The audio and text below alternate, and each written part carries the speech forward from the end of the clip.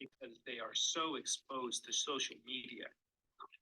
Social media is one of the main reasons the political gender gap is widening.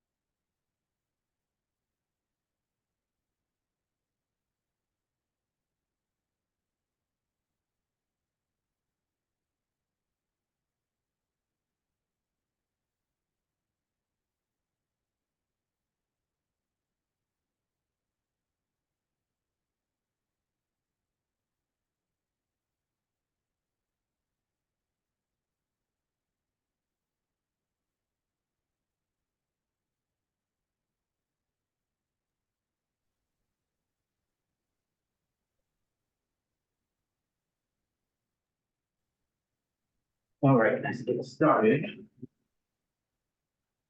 So, all right, how you guys doing tonight? Good. What's everybody doing on Zoom? Good, so? Yeah. Not so much. Okay. Any questions about homework, LEs? So, about like a case study, Mm-hmm.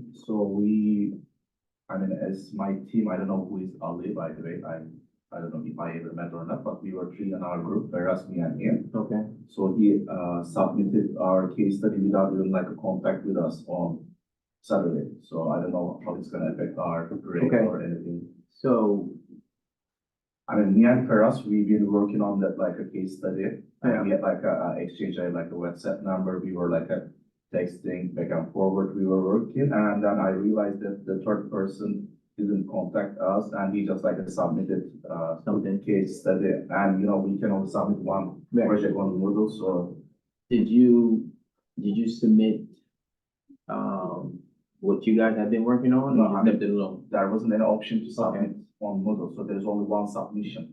All right, I guess what I want you to do, just, send me an email tonight. Just Okay. let me explain the situation Mhm. and then attach what you guys did. Okay. But even like the one on the Moodle, he just put his name on like the case study. So. Yeah, so, but, yeah, I'll figure out how to, yeah. I mean, the reason that I'm saying because, probably we will grade it all together. Yeah, Under absolutely. that name, and I mean, I don't wanna get something like a low Yeah. grade because of that, because I'm planning to Yeah. graduate with 4.0, Maybe an email, explain the Okay, situation thank you. and attach the work that you guys did, to the email, okay? I haven't graded them yet, so. All right, anything else? Comments, anything? No questions, no? Okay, so, like I said, I haven't graded the, case studies yet. And I haven't graded last week's, responses for the LEs. I should get to that tonight, maybe tomorrow, but it'll be done probably by tomorrow, not the latest Thursday. This week, final draft is due, okay? Again, I'm not looking for the complete work. I'm just looking for what you have done thus far. But whatever you submit thus far should be presentable. You understand what I'm saying? It shouldn't be like full of errors. It should be in the proper format. It should be like, hey, this is what I've done thus far, and it's in accordance with APA. Everything's done, and I'm just finishing up. Everybody understand what I'm saying? So I shouldn't be getting any outlines or any drafts of a draft. Right? If you're gonna submit it, submit it. Title page, like you would submit like it was the final paper. I just understand that it's not gonna be complete. It's not gonna be finished, right? But whatever you do submit, it needs to be pretty much done. Okay, as far as like, it needs to be complete. Whatever you submit needs to be complete and intact, okay? And of the highest quality that you plan on submitting, okay? So that when I read it, I kind of have an idea of like which direction you're going in. If you need me to kind of tell you like, hey, like I see you trending this way, but you probably want to come back over here and kind of, I'm not getting what you're saying, right? That way I can give you some instruction. That way you can pull it back in your future writing or the rest of it. You kind of maybe summarize a little better in certain areas and fill the gaps, okay? So week 6, we got 2 more weeks, week 7, week 8. Definitely, recommend that you just stay on top of your work, all right? Make sure you submit your LEs on time, all right? As the time goes on, when you submit it late, it's 10% for every day. If everybody doesn't know that. It's not 10% as an aggregate, it's 10% every day. After Wednesday, Thursday morning, when I go look, if it's not there, it's 10% off. Okay? And I'm not talking about like, if you submitted at 12:05 in the morning on Thursday morning, that doesn't count. I'm gonna count you as being on time, okay? But if 9 o'clock in the morning, I go check it on Thursday morning, it's not there, then it's late, okay? And every day thereafter, all the way up till you submit it, it's 10%, and then it kind of maxes out. It gets to the point where after 20-30%, you kind of have really nothing. If you wait till Sunday to submit it, you're pretty much gonna get an 8 or 9 out of 14. Okay, and then of course the responses that you give, so you're gonna lose 5 or 6 points just off being late. Okay, if you wait till Sunday. All right, so I'm just letting you know, think about it. 10% of 14 is 1.4. So So using 1.4 points a day, okay, that is late. And it makes a big difference. 1.4 out of 14 is a big chunk. Okay, you miss 3 days, you submit on Saturday, guess what? You just almost lost over 4 points, almost 5 points, actually, right? So make sure you submit on time, okay? That's all I gotta say. Aside from that, everybody's pretty much doing good work. All the LEs are really good. I really appreciate it. Substantive, good responses, getting in there, providing some new insight. So I'm happy about that. All right, I'm looking forward to reading everybody's paper, and I'm pretty sure the case studies are just as good. Okay, so keep pushing. Again, if you got any issues, communicate with me, and then we'll get those resolved. Okay. All right. So today we're doing is project planning and scheduling. Okay. And so major component of any operation, of course, right? Once you kind of figure out what you're doing and the design of that stuff is to actually, okay, how do I plan and schedule the resources, right? The people, parts, things, the money, all that stuff, right? How do I go about, doing it to the point where I have a plan that I can put on paper that other people can see, and that gives me an idea about what the timeline is for each thing that I have to sort of get done, and the interdependent activities that occur with that, right? So if you're building something or you're producing a particular product, right? If you don't have the materials and supplies, you can't do it, right? Well, what's the problem? No, maybe there's a bottleneck. Maybe there's no microchip. Maybe, they ran out of brass or metal, right? Or maybe there's a conflict someplace that is bogging down the supply chain. Maybe there's some political issues that are prohibiting you from even opening up your facility, right? Or something like, like Ukraine, for instance. Yesterday, one of their nuclear plants got hit 3 times. Guess what that means? No power for a lot of people, right? No electricity, no nothing, right? It's already bad as it is, but now some people don't even have power, okay? And it's gonna be a while before they fix it because they're consistently getting bombed, right? So how does the planning go for that, right? How do I provide electricity, right? Because if I can't provide electricity, what else can I not do? From a business standpoint, from the utilities company that provides electricity, they can't provide electricity. What else can they not do? What's not happening? Probably they can provide anything. They can't provide anything, but what does that mean? What does that mean at the end of the day?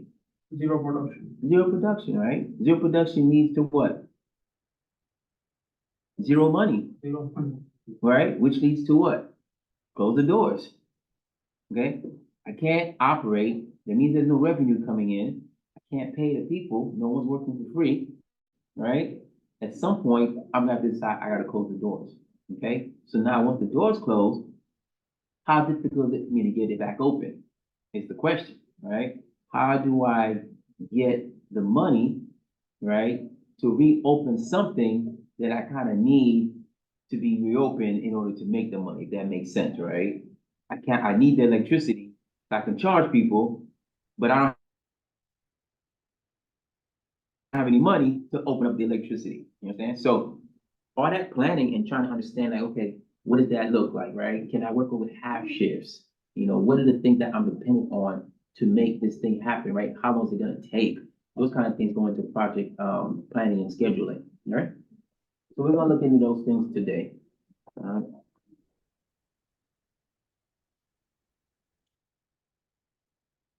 So when we talk about a project, what does that mean to you guys? What is a project specifically in your mind?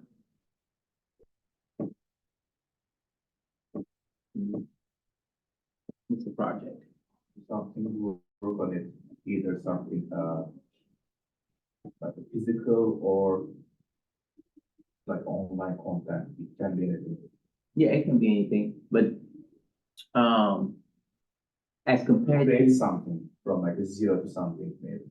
when you say zero to something, what do you mean zero to something? I mean, if I produce something, like if any material, like the process, like the factory processing, then let's say like in mining, the project in form like from like resources to complete the item, the whole process is project for me. Okay, okay. Yeah, that, I mean, that works.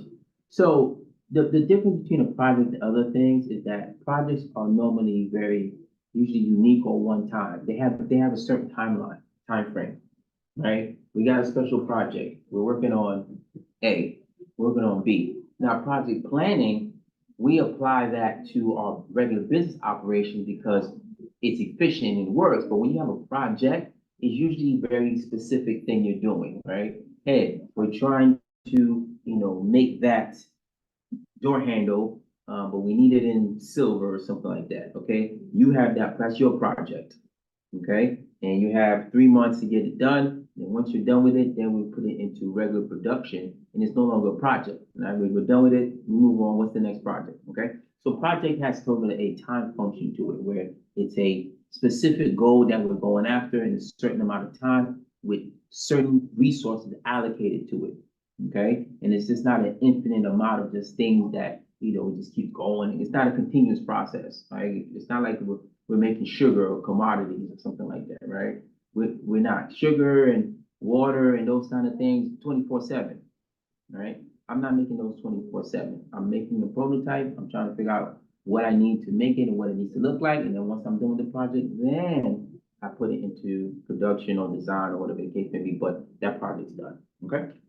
So that's the kind of mindset you usually look at, right? Sometimes it's unique item or event, but sometimes it's done on site, okay? A lot of projects for the most part are done internally because companies really, when they have a project, they're really trying to see if this particular product, good or service is something that is gonna make them money, right? And so we're not gonna, jump all in, okay? I'm gonna give you a $1 million budget, you got 6 months.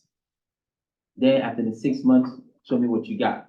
And then we'll figure out if this is gonna be one of our, kind of regular products that we keep, all the time. If the consumer likes it or not, we're gonna see how much it costs to make, how long it makes, all the stuff that goes with product and manufacturing, okay? Like I said, resources and material labor are brought to the project, right? So each one has specific resources that are allocated to them, okay? And so all this goes into project management, right? If you're a project manager, this is the stuff that you live for, that you kind of, breathe, and you have different, resources and stuff like that that you manage. You may very well not be the expert in none of this, okay? And a lot of companies, they have project managers, right? But they have people that are technical experts in their jobs, right? But the project manager's job is to go to each one of these resources and manage them. Like, hey, you got an engineer for this project. You have a marketing person. You have an operations person. You have a finance person. You got a, I don't know, IT person. Okay, and you manage those functions, those activities, I should say, for each part of the project. All right, you're not doing the project yourself. You're just making sure that everyone else is doing what they're supposed to be doing, and you're pushing along, and you're making sure that there's 3 things you're making sure of. Organizing them. You organize, yeah, that's all it is coordination, organizing, right? But it's 3 things you're looking for as a project manager. All right, what do you think you would look for as a project manager? Some of your ultimate goals, right? Your end state as a project manager, right? Remember, you're not an expert in this, all right? Make believe it's like rocket science. So it's like, hey, you're the project manager on building a rocket ship, okay? Now, some of you guys may know stuff about rocket ships.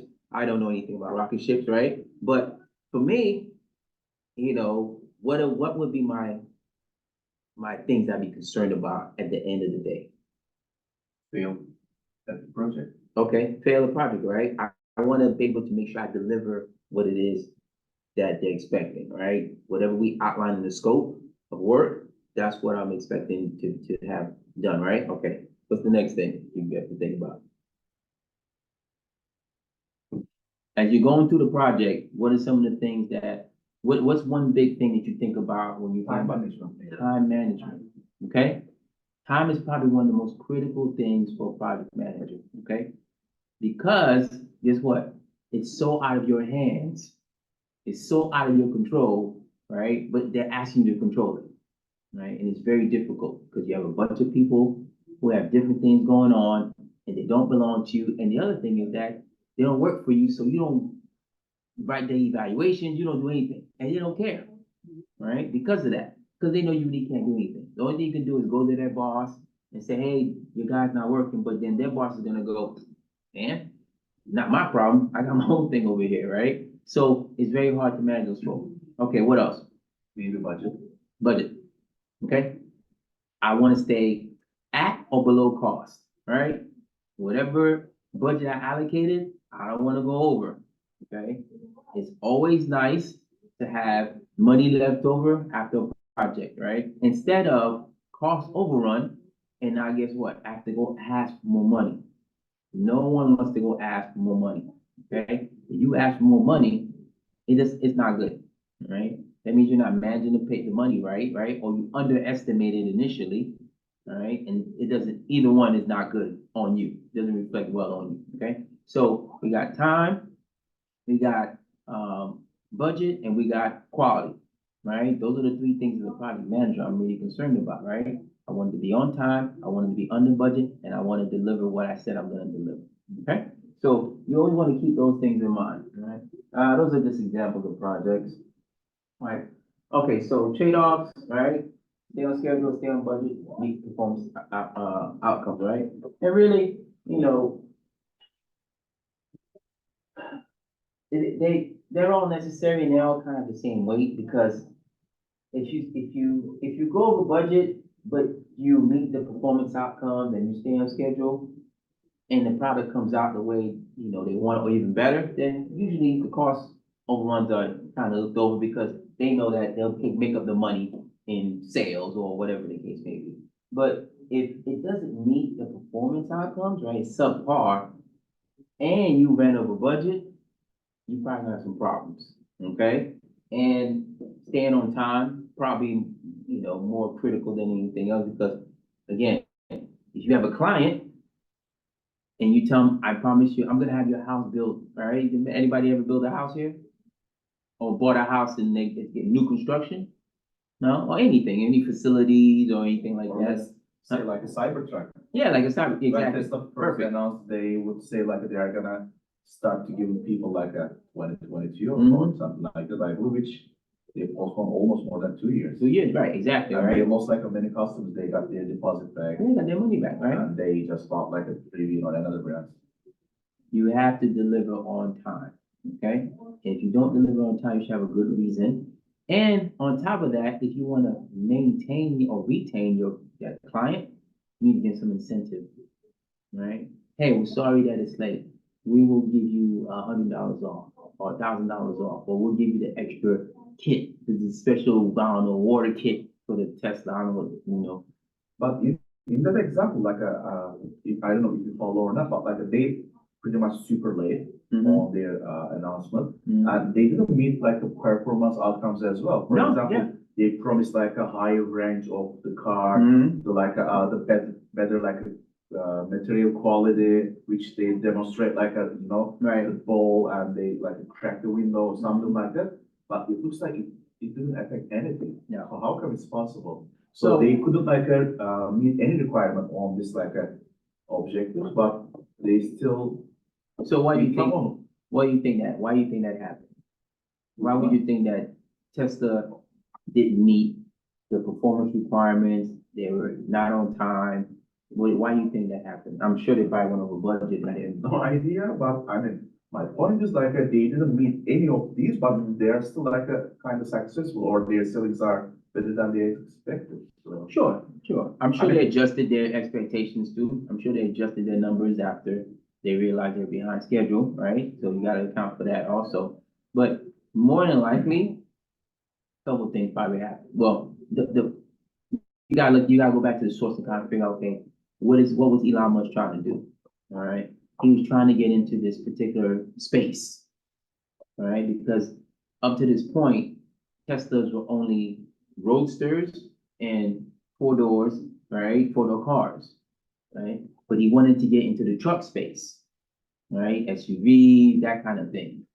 But that particular sector is very saturated, it's very competitive, right? Because most people, they like, you know, their Suburban, Denali, you know, they have their things, right? There's certain dominant manufacturers in that particular sector.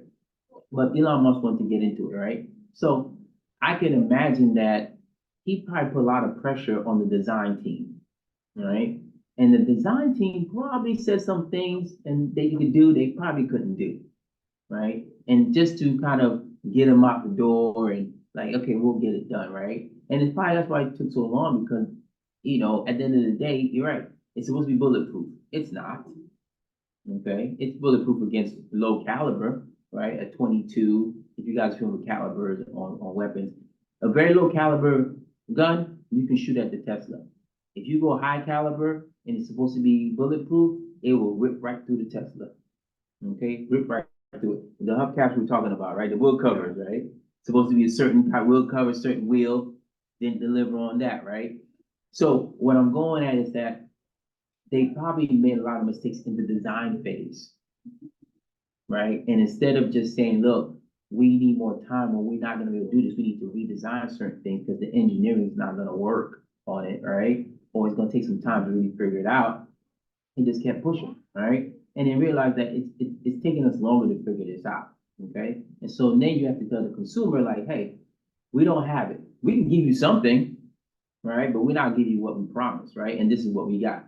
Right? You got the Cybertruck that you have now, and it has doesn't really meet expectations of what they advertise or what they marketed. Okay. And so that's always an important aspect of business is setting the expectation.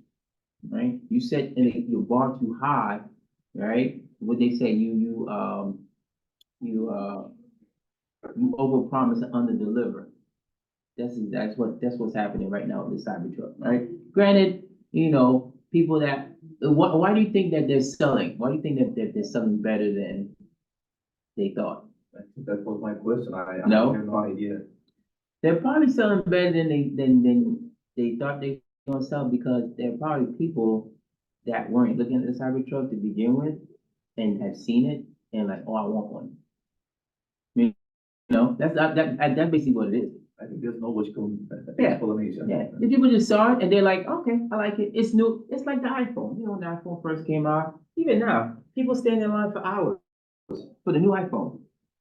Just wait next week. It's not gonna be a line. You can just walk right in and get it, right? But people like novelty. They like new. They like to be the first one with the new thing, right? And so I think people saw the Cybertruck and like, oh, it's unique looking. I haven't seen too many around, right? And people always want uniqueness. It's like, so they went and got it, right? And I'm sure they were offering some good discounts on it because they knew they were late. As I know not of. Right, the design probably wasn't really up to par, and the people that knew or who were the early committers, right, who would have it, put their order in years ago, and realized like, hey, you're not gonna give me what you said you're gonna give me. They probably pulled out and maybe came back and just reconsidered, like, you know what? Let me just see. Because there's really nothing else on the market that compares to it. Okay, unless you can tell me something else that compares to the Cybertruck. There are some, But like what? like Rivian. Yeah, Or Ford F-150 Lightning, like electric truck. Yeah, but not the look and not the I mean, but the the look is- technology, but not the technology either. I mean, if we are talking about technology, we don't need to wait Cybertruck, like all the Teslas are beyond like another company. No, I'm talking about all in one though.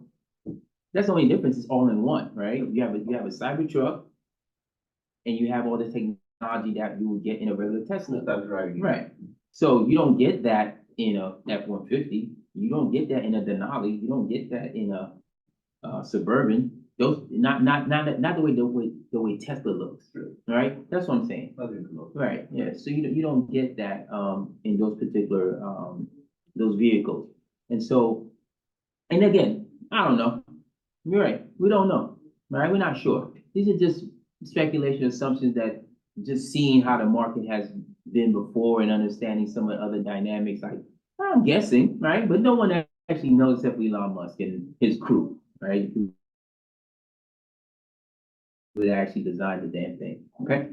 But at the end of the day, right, you want to make sure we stay on top of these particular things, right? And not to have too many trade-offs, right? All right, plan schedule closing, these are our main functions, right? But we always have a control piece, all right? There's always a command and control aspect to any plan and to any project, right? We have to have someone who is kind of the puppet master, moving things, doing all this stuff. They're planning with the team, that person's scheduling with the team, and that person is closing out the project, or, that's not really sunsetting, but closing out the project with the team, okay? But they're up here and they're making sure that all this stuff runs smooth, right? Any personality conflicts, hey, what's the problem? Oh, I don't like Jim, Jim's late, work is always late, okay, cool, let me talk to Jim. All right, hey, we got a meeting and I need you to go out to Dallas somewhere, okay, just different kind of things. Project manager job is extremely difficult, there's a lot of things going on, with that, so, but, again, if you know how to do it and do it well, you could be very successful in any company, all right? Every company needs a project manager for the most part, right? And again, it's nothing that we don't do on a regular basis, okay?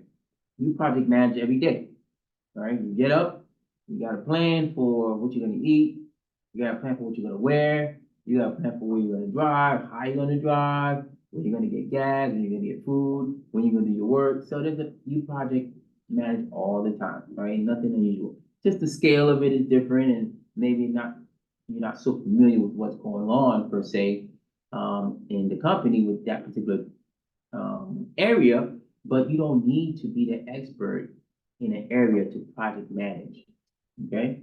The president is a project manager. Prime Minister is a project manager, right? Because the president doesn't know anything about many things, okay?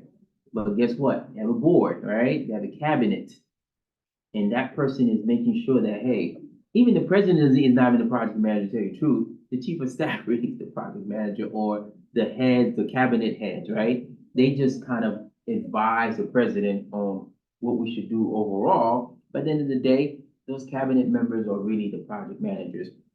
And they are there to make sure that, hey, all the resources, right, that you give me as the project manager, I'm gonna use them to fulfill these particular goals and milestones that you have laid out for us, okay? And so it's important that, the project manager understand in general what it is what we're trying to get to, but they don't need to be the expert, okay? They don't need to be the expert. And most military is like that, right? That's one thing about me being in the military prior, experience, is that I had a lot of jobs, but I didn't know anything about my job. But I had a budget, had the people, and I knew what the mission was. I knew what the goal was. And it was my job to make sure that I listened to the people, but also educate myself on things to understand, like, hey, I don't think what you're saying is not, it doesn't sound right, okay? I could be wrong, but it doesn't sound right to me. You need to explain it to me in layman's terms. You need to explain it to me because I don't understand engineering. I don't know hydraulic engineering. I don't know civil engineering. I don't know any of that stuff, okay? I don't even know how to, cut wood, okay? Explain it to me so that I understand that if I'm giving you, you say you need $100 and you're gonna buy one piece of wood, that doesn't make sense to me. What kind of wood are you buying for $100? One piece, right? What is it for? What are you gonna do with it? Where does it line up to any of these goals and objectives we have? They tell me, hey, this goes to this particular objective here, and we got this wood because it's waterproof, it's pest proof, it's, manufactured in a plant, da-da-da, it lasts 100 years, da-da. Okay, cool, now I see why we paid $100 for it. Okay, no problem. Keep it going, right? Those kind of things, okay? Some activities and decisions you do as a project manager, right? Identify the project customer, right? But that's gonna be inherent of the process, right? Somebody's gonna come in and say, hey, we need a certain thing done, okay? Whether it be internal, external, okay?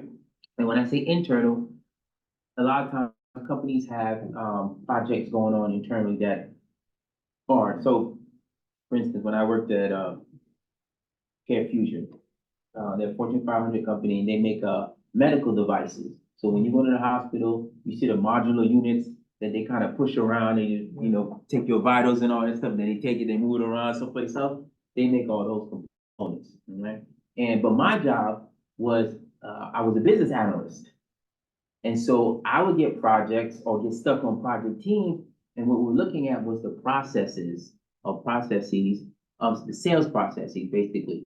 Because within that particular industry, for us, we worked with over 50,000 hospitals with different ways of invoicing, different accounting systems, all kind of different payment structures. It was just a nightmare, right? And for the salesperson, they don't care. Okay, the salesperson don't care. The salesperson says, I know my products, I'm selling them, we got paid, everything else I don't care about. Okay? Well, it's a mess for the people that have to process the paperwork, right? Now, what's going on there? It's important that, now that's my train of thought. It's important that, you understand that, hey, as I'm looking at the process, all right, and managing all the resources, what I was saying. So business, you said I was business analyst, so only invoicing. Yeah, so basically, I didn't necessarily have to know all the ins and outs, right? But come in. Hey, come on. But companies at times will have internal projects, right, which require project management. And so if you have an internal project, requires project management, you have your folks working on particular processes or systems or things that, are very, more leading towards efficiency and productivity within the company, okay? All right. Set project objectives, estimate total resources, time required, and decide on a formal project organization, right? Again, all this is up to the project manager, right? The project manager, each one of them have their own style, their own approach to how to do things. Some of them are very easy to get along with, others are not, right? And so, the project manager has to kind of look at what's given, what people they have, what the timeline is, what the budget is, and kind of figure out, okay, what's the most efficient way for me to do this, right? And it's very easy to, lose track of things, right? It's like, everybody ever heard the term of herding cats? Right? Nobody heard the term of herding cats? Okay, it's like trying to collect cats, right? And there were a bunch of cats in the hallway, and we trying to get them in the room here, right? And we had to go get them, right? How difficult would that be? Like, I had to go, you ever try to catch a cat? Nobody? Yeah, Yeah. I had again. Yeah, it gets very difficult. They're fast, they're quick, they'll scratch If you you. corner them, you're getting scratched. Yeah, you're getting scratched, right? And so they're very difficult. That's how project management is. Okay? Project management is very much like herding cats, all right? If you corner somebody, they're gonna scratch you. They don't listen to you, all right? Everything's always late, right? Everything's over budget, right? I gave you $1,000, you spent $2,000. You didn't ask me, right? Or if I put certain constraints on the spending and they have to come and ask me for more money, right? That's time out of my schedule for me to keep going back and say, okay, what do you need it for? What'd you do with the money I gave you, right? You had a certain amount of money, we budgeted this out, we looked at all the suppliers, and we were pretty much good. So what were you doing, okay? So you have to be careful with that, all right? Keep personal appointments. All right, so one of the other things that, when it comes down to project management that you're gonna find is that you'll have limited resources, right?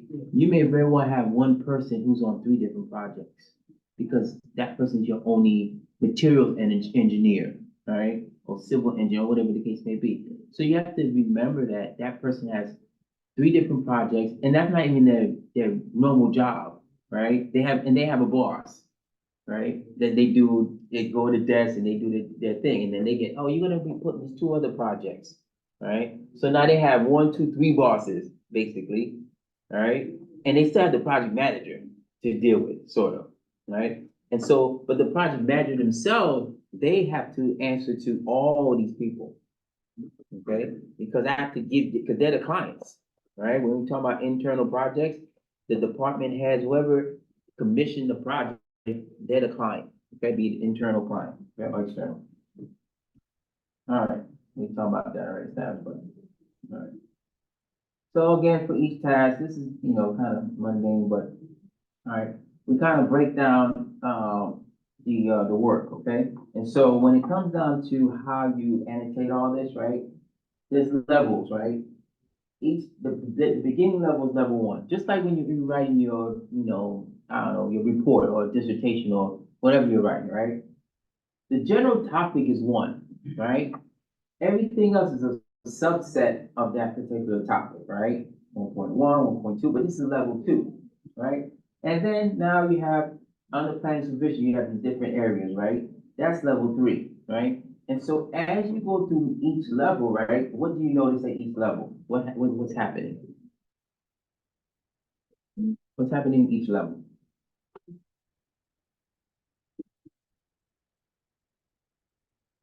No? So each level is planning, dinner, room, guests, staff. Mhm. Those No, are the different that's levels. level one, that's level two, that's level three. They spread out more. They get more details. Give more detail, okay? Number one's very general, banquet. Okay, I don't know, all right, great, we're having a banquet, fantastic. Okay, oh, planning supervision, okay, oh, there's a dinner that goes with it. Room and equipment, what we need equipment for?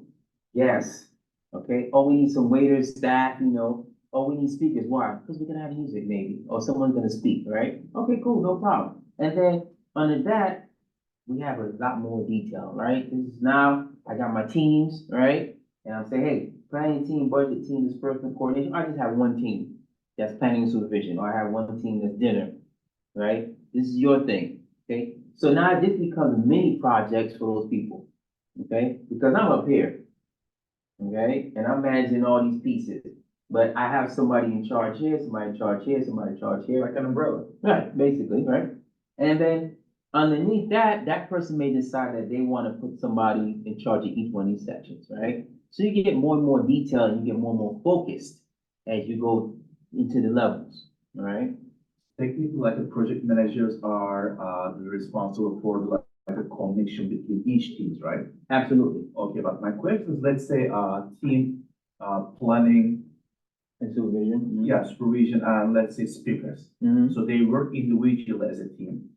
No, they all work together, right? So I see what you're saying, right? So go ahead, but I'll let you finish. Go ahead. Yeah. So, I mean, I thought they work like, they just only responsible their project, which is speaker team is responsible from like a speakers, which is, under that, like a transportation, right, and many things. So if there's no connection between each teams instead of project manager, so it takes like a longer than it's usual, because like, they all report like a project manager, and the project manager needs to go to each teams and make the changes, and they're gonna work on it. Yeah, so sometimes it'll be like that because these folks would be in different places geographically, physically, right? But usually what happens is the project manager is always gonna have a meeting with everyone in the room.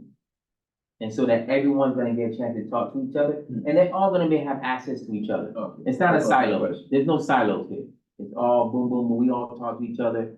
Everybody has access to everybody else's information in their planning and you can see where they're at in their planning So schemes. it reminds me to your example that like, when you work at Toyota, and, so you gave like an example for like a Ford that like, that car has like, gas Mhm. tank in the trunk. And Right, it takes like a longer if they change the design, blah, blah, blah, Right, and the right. problem. So it reminds me like it's a little bit like that communication problem for Right. each departments or teams. right. No, and a good project manager will make sure that the communicate, and that's their main job really, is to make sure the communication piece is good and everybody's talking, because they all are interdependent on each other. Okay, especially something like this, all right? They all depend on each other. So if we don't know who the guests are, we really can't plan a dinner because somebody might be a vegetarian, vegan, allergic to certain things, right? What am I gonna cook? Well, I need to know what the allergies are, concerns are, right? The gas, the staff, all those things are very much all related, right? And so the project manager is gonna have a meeting with everybody, and everyone will have access to everyone else's information. What's up, Fred? So I had a point. I thought what he's, talking about was, each one, they do their own thing Mhm. regardless of anything else. Yeah, they can do that. Mhm. They can do that. I mean, if I was a business owner and I had different teams under my umbrella, under my banquet, Mhm. that's it. Yeah, you can do whatever that you want to get to your goal and achieve your task. Yeah. You don't have to know about any other level, any other someone. No. But you need to have the understanding that it's all correspondent to each other. Yeah, So no. you do your job, I do my job, they do their job, it's all correspondent. So it's not like you freely do whatever that you want. Mhm. You have a timeline. The reason that you have a timeline, because we also have a timeline. The top of the umbrella has a timeline. And so it's like kind of correspondent to each other. Mhm. So you all gotta work in harmony, sorta. Mhm. You don't need to know what's their job professionally in the office. No, you don't need to specifically know, like, Yeah, what their job because is. your What- specialty is different than their specialty. No, absolutely, I but get you you. need to know And I what wanna it is get they're you to doing. focus, Yeah. and I wanna get you to focus, or like the space of focus, or like the space for you to focus on your own job. Yeah, But it doesn't mean that you work separately 100%. no, It's Yeah. correspondent, Yeah. and that was the point. I think in your example, I kind of agree, but I mean, the more disagree the reason, let's say we are making a human, right? Yeah, And each department is work their own project, they're trying to reach their goal, let's what say. is doing, you're talking So- about making a human? Let's say, Let's say, the okay. each, I mean, some, One one team department is for arms, one responsible from arms, and imagine, they Leg, put like a yeah. metal arms, and the legs, different team, they put like a tile legs, and that human looks like, how, Yeah, like but a we have- metal, we- yeah, but we tile, have a- balls. I mean, I think. I get what there you're has to be saying. some connection each team. So Yeah. That was my question. Yeah, but all of us are gonna have an understanding that the 100% final destination goal is a human with biological arms, or like Again, biological it's body. just like they all, their So own that's the top of expertise, the- right? Yeah. So they don't know what the other team can do. No, but you give specific tasks, you give clear orders and specific tasks. Listen, do whatever to make an arm, but it has to be biological. yeah, but that's, again, you have to, You get what I'm saying? you have to lay that out. Like, you can't just leave it There's a up to blueprint. them, yeah, you can't just leave it up to them. Cause I And understand then- what you're saying, but I get what you're saying. Whatever it takes you to get that biological arm in that body, I don't care. No, you do care, as a Yeah. project manager, you do care. No, not really. Yes. If you got all, No, if I give you $100,000, if I have a budget, you just can't get anything what do you you want. want at the end of the day? Right, what I want at the end of the day is this, right? And I've done the As research to long as know they don't that, give you this, right, as long as you give me this, under the resources I give you, yeah, you're this is good. what I'm trying to say. Yeah, okay, yeah, As absolutely, long as you're gonna give me the result that I want, yeah. I don't care how you achieve it. If I don't you- care if you lay it on a bed. Or No, something yeah, like nobody's that. worried Yeah, about I don't that, care. yeah, nobody's worried about But that. you got me the result. Yeah, But you can never give me a cyborg arm when I ask for a biological arm. but I have to identify that. If I identify that I wanted the biological Mhm, arm, yeah, then you gotta give me a biological arm. absolutely, Your process is your process. Right. You are, experienced enough to be in that position, and I hired you and whatever, you Mhm. know, and you proved yourself, you're gonna get me that result. You have this time period, and you're gonna give me that result. And this time period corresponds to others in the team time period. So we all work together, but when it gets to your own specialty, do it the way you wanna do it with your specialty, with your skills, with your creativity. so You know what I'm think, saying? I understand what you're saying, but People think, differ, people are different. think about it this way, right? If we're staying with the body, right, you have arms, okay? But we never know if the legs can carry those arms, for example. I No. mean, that's why It's- the teams are need to But become. biological arms are gonna go with biological But legs. listen what I'm saying, right? So you asked for biological arms, right? How many different ways can I make a biological arm? So many. There's a lot of ways to do Yeah. that, right? I can take them off somebody, right? A live person. Or I can create a cell and somehow, let's say, Yes. this is, I can 3D print Yeah. biological tissue, right? Yeah. But what's the difference? What separates those things? What separates the approach? the set of skills and, individual approaches or individual experiences and their approach of achieving that goal. No. Really? What separates the approach? Think about it. What separates the approach? Like, it's me, putting arms off a dead body or of a live person or me 3D The printing process? something. No. The money. How much is it gonna cost me? Because Okay, that's yeah, usually the big, yeah, yeah, but you gotta think about that, right? If I give you a $25,000 budget and I say, give me biological arms, and you go, you know that, the best biological arms cost $100,000. Like, well, I guess we're not gonna have the best biological arms, right? Okay, well, give me what you can, right? Well, okay, I'm gonna see what I can do under the thing, right? But then also have to evaluate the pros and cons of each approach, right? 3D printing it, is it gonna last long? Is it actually gonna work, right? If I put it off a cadaver, right, what's that mean? Are the cells already dead? Do I have to rejuvenate them, right? Or if I put on a live person, what does that mean? Is there some kind of organ donor thing that I have to kind of figure out, right? And what are the next effects, right? If I get it from a live person and I do an organ transplant, is that person's body gonna take the organ, right? What kind of medical issues am I gonna have after that, right? Receptacle or not, yeah. I Right, get you it. know what I'm saying? So it's not just, But hey, it also depends on the people that you hire, not. cutting absolutely, it off. yeah, no, It depends on the people Yeah. that you hire. If you hire people who are down for the challenge, no Right. matter what, this is my expertise, this is where my focus is at. This is the cost, Mhm. and they say yes to it, then they're gonna manage, and they're gonna find a way to get you that product within that cost. I would, that But part you right don't there really- Yeah, about, so the thing about being on a project is that 9 times out of 10, it's not something that you have a choice about. Okay, you're on this project. You want to work, you work here, guess what? This is your project now. You're on it, okay? you gotta make sacrifices, you gotta pay more.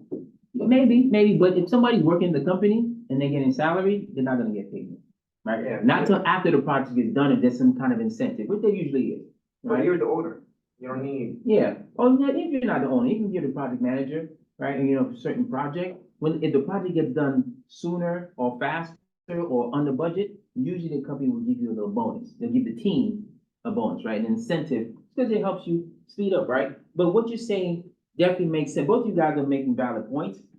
It Yeah, we're really is trying to about, Connected. yeah, connected, but it really is about the project manager and your end goal, but your resources, right? What do I have? You know, I've seen project managers that they get a project and they give them $100 and you gotta feed 1,000 people and you need, you know, it has to be in a fancy place.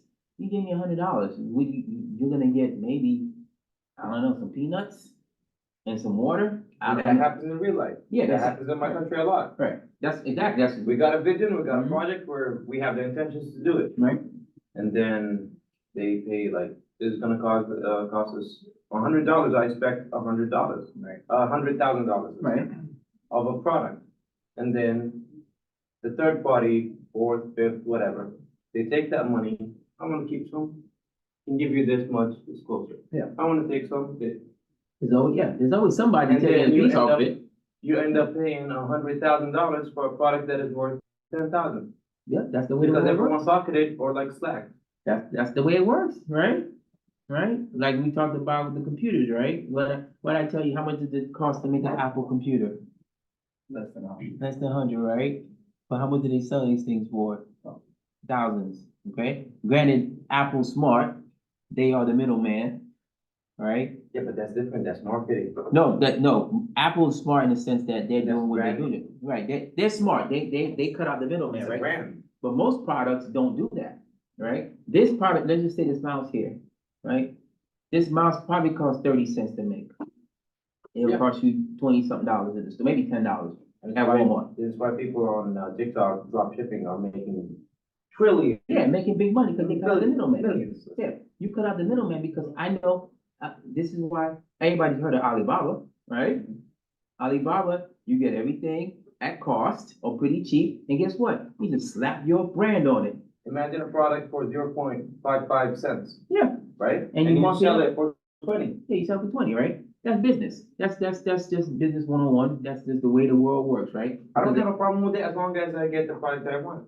Yeah, well, yeah, I mean, I guess so. I mean, I'd have a problem with it. I'd rather get it from the source myself and get it cheaper, but I If understand. you know the way. Yeah, if convenience sake, you know, which is most of us, we pay for convenience. We're not paying for anything else, right? When you go to 7-Eleven or you go to a convenience store and I go a lot to a Dollar Tree. yeah, Dollar Tree, right? I Because need Dollar Tree, water, yeah. I'll go over there and then pay $1.25. for and I'll the get same my product water that you get at Walmart for more. For $5. Right, exactly, right? Cause I'm sorry, they it's cut not out the interesting for me middleman. because it makes more logic to me. Yeah, It's water. yeah, they cut out the middleman, and also the product is somehow not, up to the same quality in certain instances because it's either been damaged in some way that is against the law, right? It's not saying that the product is actually damaged in a sense that it's just not functional and it doesn't taste good anymore. It's just that based on the rules that we have, right? Because dented packaging, right? So if you see a product, right, you go buy something and you see it at the Best Buy or the store and it has a dent in the box, they have to sell it at a discount because that is considered a damaged product. Okay? There's nothing wrong with the washing machine. There's nothing wrong with the freezer, right? But the packaging is The bad. packaging is broke. So we have to assume that if there's something with the packaging, something probably might be wrong with the fridge. 9 times out of 10, nothing's wrong. Okay? So there's nothing wrong with it. It's just that we have to sell a discount, right? We still have to kind of absorb that kind of Damage that or cost, lack, that or lack cost, of right? quality, Right, that lack of quality, right? So there's still a middleman in there, but or and, visual quality. and these are all the things that you deal with as a project manager, right? That you have to kind of figure out when you're doing your planning, when you're doing your scheduling, all that stuff to kind of make sure everything is good to go, right? So this is perfect segue, right, into control activities and decisions, right? Monitor actual time, cost, and performance, okay? Those are the things we talked about before, right? And if you don't start this early, you're in trouble, okay? If you start off where you let people just do whatever they want and take how much time they want, you let people spend how much they want and then give you crap, it's gonna be pervasive throughout the whole process. And input, transformation, output, your output's gonna be trash. It's not gonna be what you were looking for, okay? So you have to monitor all this stuff, right? Compare plan to actual figures, right? Whatever budget I have, right, I have to periodically do something called, anybody ever done reconciliation? Yeah. All right, everybody, reconciliation, it says counting, I didn't know, we Term had a supply, renovation of a new inventory. house. yeah. We had a limit of like, $200,000. Mhm. Kind of managed with the help of others, coworkers, to cut it down to 150, 140. Right. To get the same result, Right, same quality. but we need to balance the books, right? We need to look at and That was see, an extra. right? Our No. goal was 200,000. No, what I'm saying, yes, but you have to compare the plan to actual, that's what you did, right? To Yeah. kind of see like, oh, we have a delta, but it's a positive delta, right? Which is good, right? But you have to do it, you have to stay on top of it. Yeah, you can, yeah. Right, you can't just let it go, okay? Determine whether corrective action is needed, right? If you see a deficiency or something not going right, you have to fix it quickly, right? Because if you don't, it's just gonna spread. One person's gonna do it, somebody's gonna see it, they're gonna, oh, I'm gonna do it this way too, all right? They're I'm gonna have the doing same, it. I'm gonna do it too. yeah, I'm gonna do it too, because apparently it's okay. And the next thing you know, you have this Bad mentality. exponential defect, right? This mentality about, oh, it's, 70% is good. No, 70% is not good. We need 100%, okay?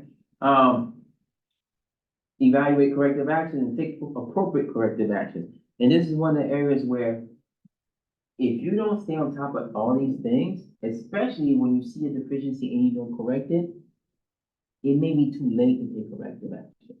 You failed. Right, you fail, because the corrective action may cost more than the entire project itself, right? So you have to be on top of your control activities and decisions, right? We call Even if you got a command pause, control. even if you got a pause. Exactly, even if you have to pause, right, and you can't be afraid to stop. To You stop, gotta like, stop, because if you don't Stop. stop, you lose it all. yeah, just stop, okay? Let's stop, Stop let's and think. reevaluate. I Yeah. need to take a look at this. Everybody stop what you're doing. I need to check this out again, and then I'll let you know in a couple of days what we're gonna do, okay? What time is it? It's, 6:30. All right, some closing activities and decisions, right? All right, so as you start to get closer to the end of the project, right? You wanna make sure, again, finish all the work, right? So for project managers, a pretty long list of things that, okay, I gotta go through here. But the most important part really is about the budget, closing out the budget, making sure everything is paid, right? And then after that, we make sure that we got what we needed, right? What is it that we're trying to go after, right? And make sure that we QC it, we test it, make sure before we deliver it to the client, right? We don't wanna test it or check it out after we give it to the client, right? The client should be the one prototyping or testing it, Nope. right? We need to do that, all right?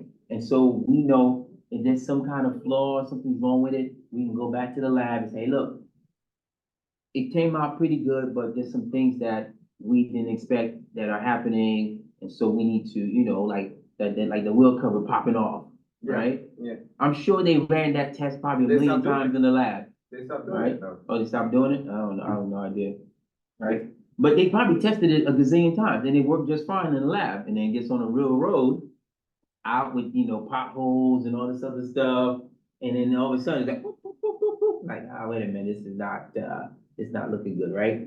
It's too late now, right? The client is the one that's found the problem, which we don't want, but sometimes it's like that, right? And it's okay if you decide you're not gonna spend money on, a lot of money on, beta or testing, and you let the client kind of, tell you what's wrong with it, right? Because as a piece of advice, one thing I've always been told, right? You never buy a new model of a car. Okay, that first year. Yeah. Never, okay? Never. BMW had this problem probably like 6 years ago when they came out with the i8. Everybody familiar with the i8? Yeah, Beautiful car, right? too many problems. Too many problems. My friend had one. Spent I think it was $50,000 on it. Got it, drove it for 1 week. The car stopped right in the middle of the road in DC. Wouldn't start, wouldn't do nothing. They told the car, take it to the BMW dealership. The BMW dealership called them up and said, look, this thing is so new. There's technology on here, we don't even know how to fix it. We have to send it back to Germany. We have to send it back to Germany. How long is that gonna take? Could be a year. Or can I get my money back? Yeah, we'll give you your money back, but it's gonna take a week or two. Like, no, why I gotta take a week or two? Like, I want my money back now, right? But there was so many issues with the car, right? That, and the customers are finding out, not necessarily the engineers and the designers at the BMW, because I'm sure, again, it worked just fine. This is why some clients, some customers will settle down for a lower quality product, Mhm. but they know this is gonna last you a year. Yeah, it's tested, right? Yeah, like, listen, it's not the best, but it's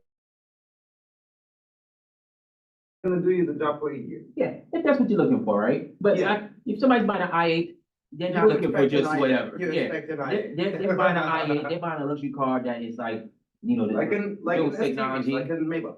yeah. Yeah. I think a Maybach's just a little higher end than an i8, but different cars, different style, different thing. But the i8 has a lot of technology in it that was just like way too advanced. Even if it's not newest, like a technology, sometimes they could have it with the new car. For example, like when I was in Turkey, I got like one Mercedes and it was like the C-Class and they just replaced, not a base, like the new version of the C-Class Yeah. in 2016. Mm-hmm. So they just like changed like a totally car. And I mean, I ordered like the first batch in the like a Turkey and there was like a 50 car came to Turkey at first. And I was one of the like the first 50 people. And in couple months, I believe 1 or 2 months later, I, had like a multiple problem with my, Oil? no, not oil. So, that car first time ever came with the, like electronic, like a fuel cluster. Fuel cluster, yeah. So it was showing like all the time, like half full. Yeah. But like I just like, ran out of gas middle of the highway a couple of times. And I tried to understand like it was problem of because of like that screen or The like, sensor or. sensors or anything like that. And it was under warranty, of course. And their answer was exactly what you said. Like they said, oh, since this is like a new car, we just like a newly produced even in Germany. So it's like a new version of C-Class. We didn't know that there was like a problem because the problem was, for example, like the gas tank under the like a rear seat. So first time ever they, and not first time ever maybe, but like the first time tried for the C-Class, it was like a bigger fuel tank. Okay. So the regular one was like a 45 liter and mine was 66. But what they did, they just like cut like the tank from the hull and they But one how they added on the They additional welded it, regular yeah, they one. welded it, yeah. So, but like, because of that, like a connection, they had to put some clutch or something, Mhm. but it wasn't functional. Right, And they had like a multiple problems with like a multiple car. yeah. And they recall all the cars, but before recall, I had like a many problems. Maybe they might be discovered from mine, because I had issues before recall. Mhm. And they got my car, they gave me like a courtesy car, and they paid me some amount of my money, yeah, loan, but like a kind of long term. not Yeah, long term, you know? no, yeah. I didn't even feel longer, so they gave me like, they said like, they offered me like either refund or give me like a new car or fixed car and give me some discount like that. So, Okay. and Yeah. it wasn't even like a, new technology like the gas car, the electric car, it was. still It like was just a new modification, Years old yeah. car, but like, when they changed the version, it Yeah. comes with some like a problem. Yeah. If they don't test enough. They try to build some efficiencies and some more increased productivity, but they didn't change anything else. They just changed that part. And then they didn't really do it well either. They tried to do it, if you welding it instead of having one big piece. And the Because the tank problem is one was, big piece, yeah, right? and in Turkey, like, they usually train the service people, right? Mm. How to fix the problem and everything, and when I dropped my car to like a service department, they said like, we don't know what to do, because this car is like a Brand pretty new, new. yeah. So we need to send an email to Germany, and we have to like, Ask wait them what their to do, answer, yeah, and yeah. even like the answer, like, two weeks.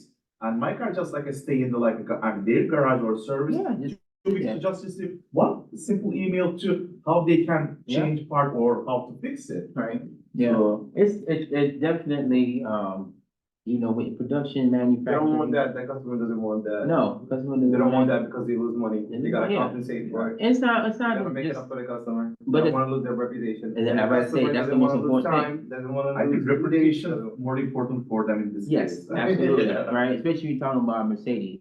They've been around forever and a day. They claim they're number one, for example, but like, those small things Yeah. can. Those little, yeah, Affect exactly. those little reputation. things. That always, by the way, happens in any and all shifts between one model and the other. One version and the update of it. Mhm. It tends to always happen between those switches. Yeah, yeah, definitely. And then when you really like boil down to it, when you go down to it, it's somewhere along the line, someone made a mistake. Mhm. There's a human error. So I have a question. Yeah. So you said like, usually like companies do their like a test, like a quality test before like customers try They it, should, like yeah. not as a prototype, but for example, again, Tesla. Mhm. So like a many Tesla car comes with like a full self-driving beta version, Yeah, right. which it makes the like the owners kind of testers. So they are Yeah. testing actually right after purchase the product. Mhm.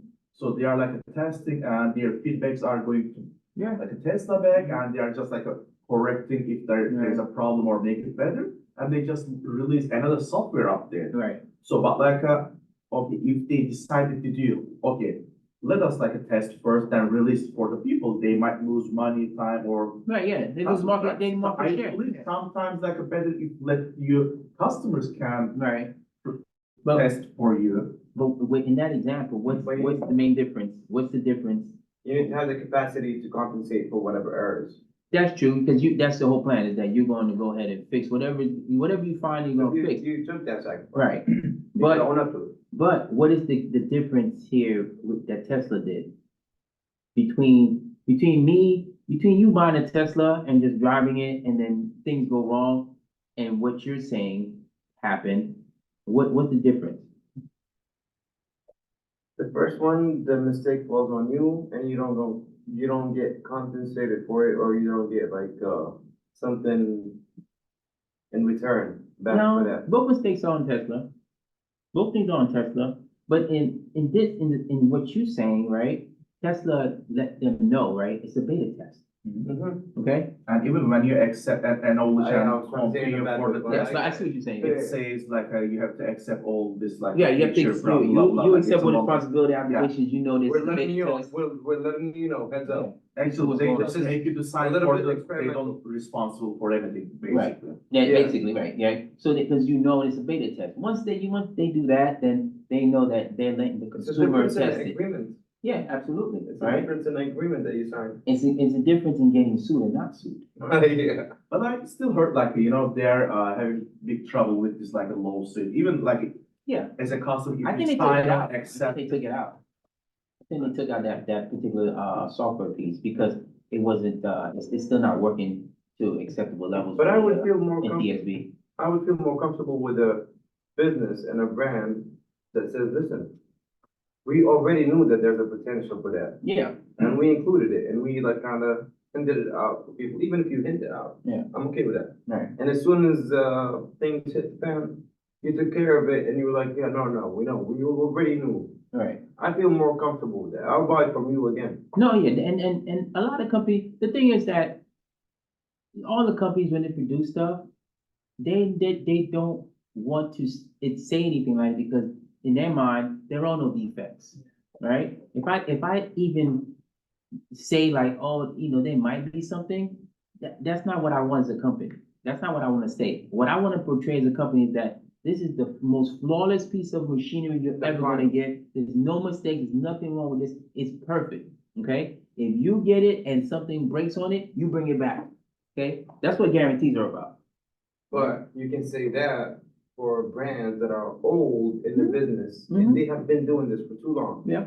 But if you expect that from like a new company like Tesla, Lucid, or whatever, if they tell you, like, listen, this is a new product, and we're trying to give you the full product, final product, but we're kind of also experimenting with it, because it's a new Yeah. technology and it's reasonable. Yeah. But don't tell me it's a internal combustion engine, just like the way they did it in the Mhm. 19 whatever, and then you tell me this is a final product, and then it breaks down because you're like not up to your game plan.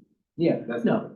and You most, get what I'm saying? yeah, most companies are not, they're gonna say, hey, yeah, my product is good, it's good to go. And it's not till the problems occur that they actually like, oh, we got a problem. Rivian, Lucid, right? Their problems are not necessarily all like, something's wrong with the car. A lot of the problems they have in our supply chain issues, Yeah, right? It's supply chain issues. Or Fisker. Fisker, right? Fisker, right? How many Fiskers you see running around? Not a lot. When you see them, you know it's a Fisker. You know what a Fisker looks like, right? I don't know if you guys are familiar with Fiskers. And the way they're beautiful cars.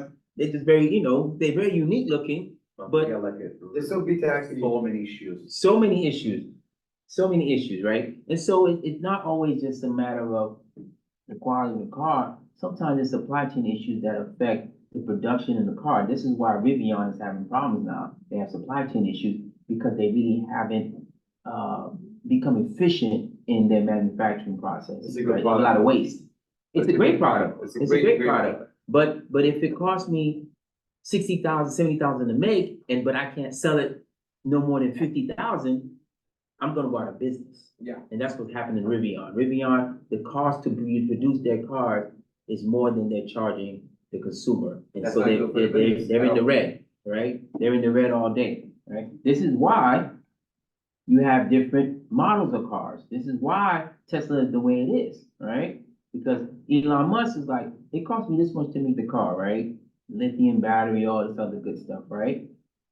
What model did he choose to pick to sell the car?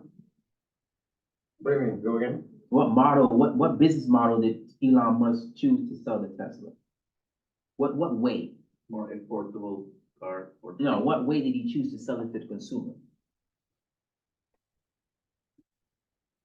So, when you go buy a car, where you go, They don't have it in the store. They have no sell store. online. right? Yeah. They don't have, they have a store, they don't have a dealership, Yeah, I mean, yeah, Right. they have store, not, but it's huge difference. yeah, true. Okay, huge difference. I used to be in the car game, right? And I used to go to the car auction and just the dealer auction, and I get the cars, but I can only get so many cars because I had no place to put them. Because a dealership, when I looked into it, just to get the insurance, they wanted $50,000 up front. Okay, then you gotta find a space, right? A lot that's big enough to keep the cars you want, right? And then, but you're really concerned about location, right? I need foot traffic. I wanna make sure it's in an area where there's a lot of people passing by and driving, right? It's not just I can just pick a spot and go like that, right? And so because of that, I stopped doing that. I stopped going to the auction and Too much selling risk cars. in it, maybe? Huh? Too much risk in it, maybe? Or No, it's too just that I tricky to couldn't, nail it? I had no place to keep the cars legally without somebody complaining, right? Mhm. Like I had 4 cars, I lived in a house, had 4 cars right in front of my house. All had for And sale you- signs you on don't- them. You don't get to own all that space. And You just yeah. leave the car there, there's My lots. neighbors started complaining. Yeah. Because now I have people coming to see the cars, you know, I'm on Facebook, I'm on Marketplace, I'm on whatever the place. People are coming all times of the day looking at cars. The neighborhood starts to get scared, like, okay, why are these people over here looking at your cars and, Drawing attention. right, okay, well, I'm selling cars. What do you mean you're selling cars? And this is a neighborhood, okay? We got $1 million houses around here. We don't need no cars dealership around here, okay? No Get out matter of what, here. if they, no matter if they understand your vision or not. No, they They're don't care. living right Yeah, there that's and it. they don't care. It's not the They're gonna space, complain. right? Yeah. And so Elon Musk, he realized like the cost of doing business as far as the dealership goes was not going to work for him based on the cost of producing the car. There's just too many things that go on with that, right? So he went to the mall, right? And guess what? The mall. How many dealers do you need at the mall to run your store? One, right? That's it. One. Okay. And then what else he did was, you want a test drive? No problem. Sign up, give me all your information. You come back tomorrow and we'll test drive. Okay? Guess what? I just collected all this data. Now I'm gonna hit you with all this marketing. Even if you don't buy the car, you don't like it, guess what? I'm gonna keep sending you stuff. Okay? I got your data. Yeah, I got your That's data. another thing. Yeah, I got your America data. works on data, by the way. Yeah, This isn't. everything works in data. No, not really, not everyone. Everything. Not all countries. Some countries, they just, I'm not a professional and this is not gonna be a factual thing that I'm gonna say. Go ahead, so it's opinion. But I've read some articles Mm-hmm. and some of them prove that America is the most excelled country when it comes to data. Yes, And it values it more. Yeah. And it works with it more efficiently than any other country. absolutely. Yeah. So this is what I was, Yeah, that's a I'm fact. backing up right now. That's probably a fact, right? Because America collects data on everything you do. But Right? efficiently, Yeah, but efficiently. we've been doing it for a long time, right? Yeah. Because we trying to understand consumer behavior, Yeah. right? But you don't necessarily need to understand consumer behavior if you own a little mom and pop shop on the corner, right? You're not expanding, you're not, right? I don't care. I don't care about my consumer behavior. I know that Johnny down the street comes down here every week so he can get his apples and he goes back home and I'll see him next week, That's right? about it. I have my regular customers Mhm. and I'm making so much money and I'm good with that. I'm paying the bills, I'm making a little money in my pocket. I'm okay. I'm not trying to be multinational. I'm not trying to blow up. I don't care what they do in the next city. I don't care. It doesn't matter to me, right? So I don't need to collect data. But if you're in the big league, Yeah, in the big leagues, you have to have. aspirations, visions, and Yeah. everything, yeah, I You, need. you have to collect data, right? And that's just an essential part of business. Can I ask a random question? Yes. Since you're into cars, kinda, this is what I got. Mhm. What do you think about Rizvani? I don't know what that is. A Rizvani? You know, anyone knows what Rizvani is? Serving? No, I don't know. It's the collab between military, it's not really military, it doesn't belong to a government or whatever, but it's. The You know design? what Rizvani is? It looks They like make that, hype, they like make, a bigger G class. Oh, okay, so. they so- make hypercars, they make exotic cars, and they Yeah. make the. I know what you're talking about. Yeah. Those super I was looking at a high-end, documentary, Yeah. watching that yesterday, the super high-end, like bulletproof, waterproof, but all it's this also other like stuff. designed. Beautiful, yeah, they're really Yeah. beautiful. They're expensive. Yeah. They're Yeah. super expensive and only super rich people can afford them. I know nothing about it that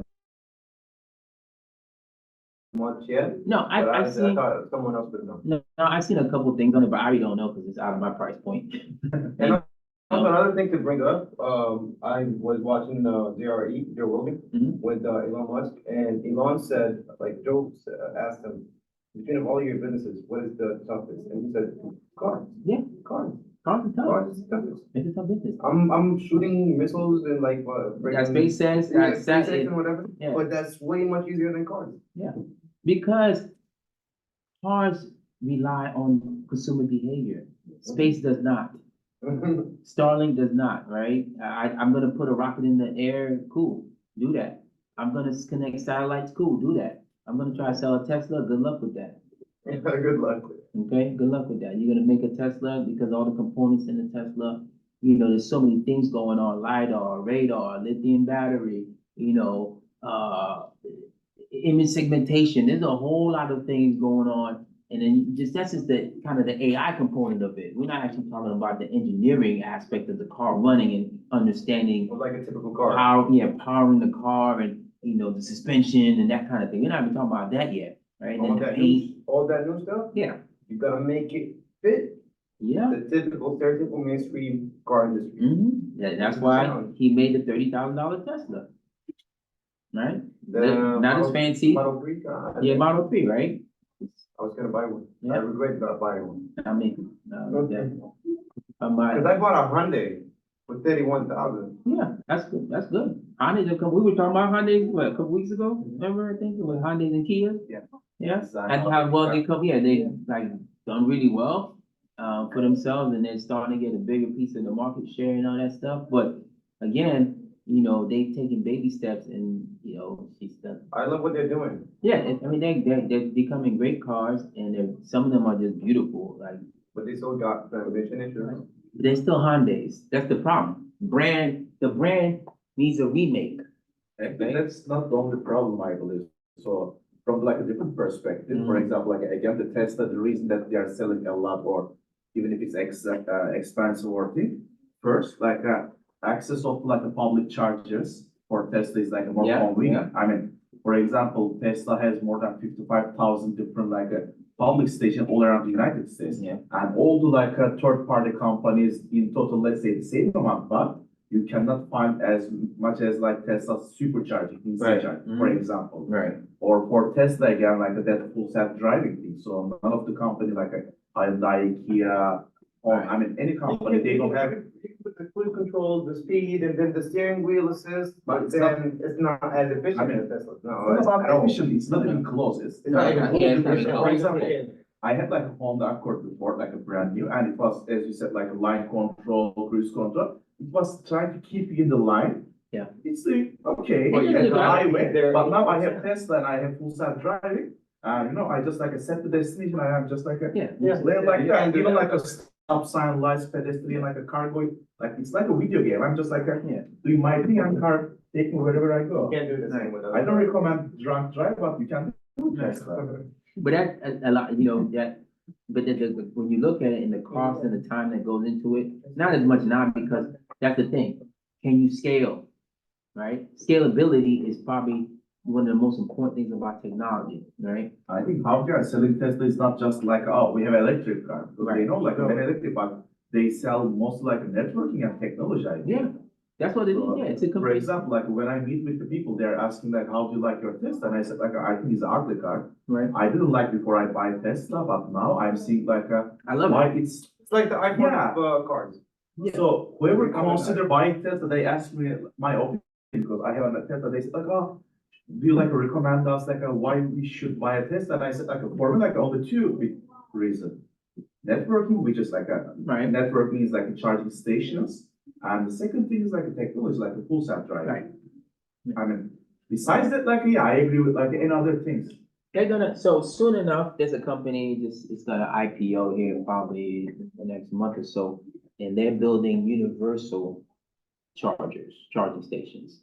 And they're starting in California, and it's gonna change a lot of things for Tesla. Actually, I believe like Elon Musk knew this because Yeah, he they knows. opened their like Yeah. design probably like 6 or 8 months ago. They said like okay, our Tesla like a charging like Right. the cables and everything is gonna be open for public. Our Uh-huh. design, and he was planning to like all the brands would adapt his design, which Right. like some of the companies are already accepted that. So what I was thinking, like he was planning to begin, like all the gas stations have like a same Right. thing, all the cars have like a same like gas. Same, gas yeah. Yeah. Universal. Yeah, universal. Elon Musk was trying to do that. I don't know if he will do that or not, but He's not going to, and it's not because he couldn't, it's because his personality. He actually. just rubs a lot of people the wrong way. Like, I mean, a lot of people don't like Elon Musk. Tesla, as a company, they opened their like a design his for mind. companies. If I'm not wrong, like starting from like a Volvo and some like companies, they said we are gonna use Tesla's design. Yeah, sometimes, the So design, it yeah. looks like they are gonna be universal, like a Tesla Plus Maybe, design yeah. build, I mean, it looks like I'm No, not maybe, an yeah. expert, so. Yeah, neither am I, Reason that yeah. I'm saying, because again, so they have like the biggest number of like a charging station, like Mhm. other brands might take advantage of it. They Yeah. can say, okay, there are so many Tesla charging station, as a business, why, if I adapt Tesla's charging design, Right. I can access more charging station and I can sell my car easily. Yeah, unfortunately for that, they have copyright, patent No, that- technology, right? That's my point, Yeah. like Tesla opened for free to everyone. Oh, did they? They open Yeah, they source did it? already Okay. like 6 Oh, or okay. 8 months ago.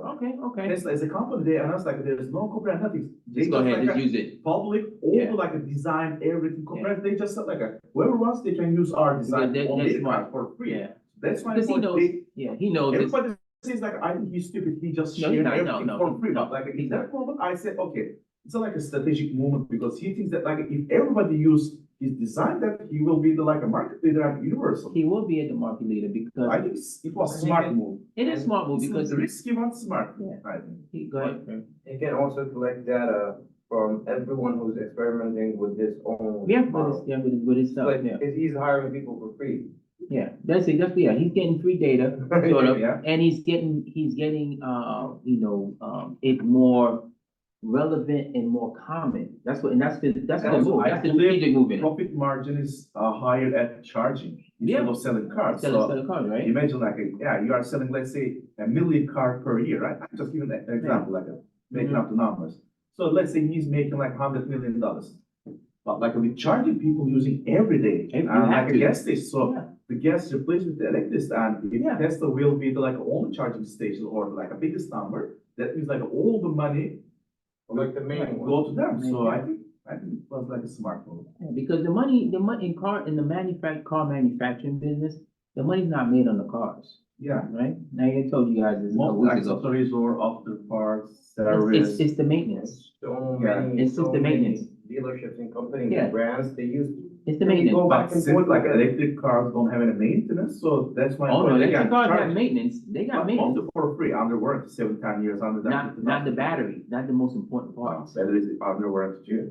Yeah, for 4 years, Yeah, 4 or 5 and years. then, and under after that. that, then, But yeah, Yeah, but Right? some people I but I saw think 4 or 5 years are like a long enough time to, change the thought. yeah, I mean, yeah, but because Prius ran into that problem, right?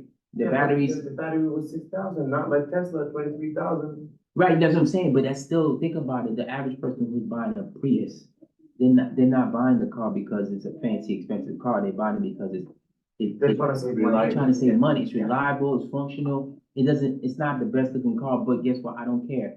I want it because it's saving me money on gas, right? Now, the battery goes out, you want me to spend how much on it? $6,000, right? That's like fixing the engine. If the engine blows out in your car, it's gonna cost you about maybe a little bit more than that. Let's just say the transmission will cost you $6,000. A Hyundai is gonna cost you 3,000, between 3, 4. But it then depends what kind of engine you got too, right? You got a 4-cylinder, yeah, okay, but you got a dang on V12, right? Or M3 engine. It's gonna be more than half of the price of the car. Yeah, you got an M maybe if you engine. burn your car and go buy the new one. It's gonna cost you some money, right, to replace a M engine, okay, Yeah. in a BMW. You're gonna pay. Okay, Nobody would pay, they would go buy a new car. it's better to buy, you're right, it's better, cause I think those engines, those upgrades, they're like 30-40 grand, right? And I Just for an believe- upgrade, or and I not for believe an anyone- end package. I believe anyone who is trying to buy a car that is in that league, Mm. you gotta have a plan for it. I'm keeping this for a year or 2 or 3, Yeah, and you gotta follow that plan. it It makes depends. more sense. Yeah, it depends. I mean, everybody, they buy for different reasons. Some are collectors and they're gonna drive it. Some drive it all the time. Other guys, they buy, they know 2-3 years, they buy it on lease. They gonna turn it back in. Other guys, they know they're gonna get it, they're gonna fix it up and work on it themselves. So there's a lot of different people, but Yeah, but for a normal consumer to buy that car and just say, this is my car now, it Yeah. doesn't work like that. I don't know any normal consumers that are You buying gotta an M. recirculate your money. You got Yeah. the car, you gotta watch out for your mileage because you're selling it again or buying a new car. You're trading it in, depends on your finances, depends on your situation. I don't know, I Like find that. me, I bought this, Hyundai, right? Mhm. I know for a fact I gotta maintain it Yeah, because I'm not keeping this car. right. And I don't wanna lose money on this car. But So I gotta maintain it and keep it, so when I sell it or trade it, and get the highest value of it. Absolutely, yeah. But that's what anything. Yeah, but some people just buy it like they buy a Prius, like this. Yeah. Some You people, can't do that. yeah, the person, that's the individual person, Yeah. right? I know people that had that car for 10, 15, 20 years. They get the oil change every 3 months. And They the clean brakes? it, they break, they clean it every day. They got a toothbrush, they clean the wheel. You know, then I have other friends, you open their car, it's McDonald's bags falling out. It's dirty, it's nasty, the car smells disgusting. You're never selling that again. And nobody's gonna buy that from you, okay? So it's all different, right? All right, let's get back to it, so then we take a break, all right? Pay accounts payable, okay? Turn project over to the owners and reassign personnel and equipment, right? So this reassign personnel and equipment, basically you're giving back the resources, okay? So whatever project it is, you got an engineer, you got a marketing person, operation, once the project's done, guess what? Because it's for a specific time and goal, everybody goes back to where they belong, and then you move on to the next project, okay, as a project manager, all right? All right, different areas where project management, we call the body of knowledge or book of knowledge, okay? And so, again, if you want to be a project manager, you got to take the course. The course, it can vary from anywhere from 3 to 6 months. They went through the whole thing, but it'll add an extra $40,000, $50,000 to your paycheck, for sure, as a project manager, right?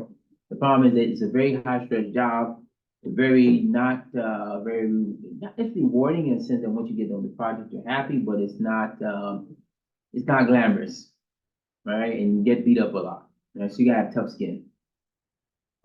What I see is like a total different. I have like a few friends, they're project manager, and I think like, honestly, that's the easiest job ever I see.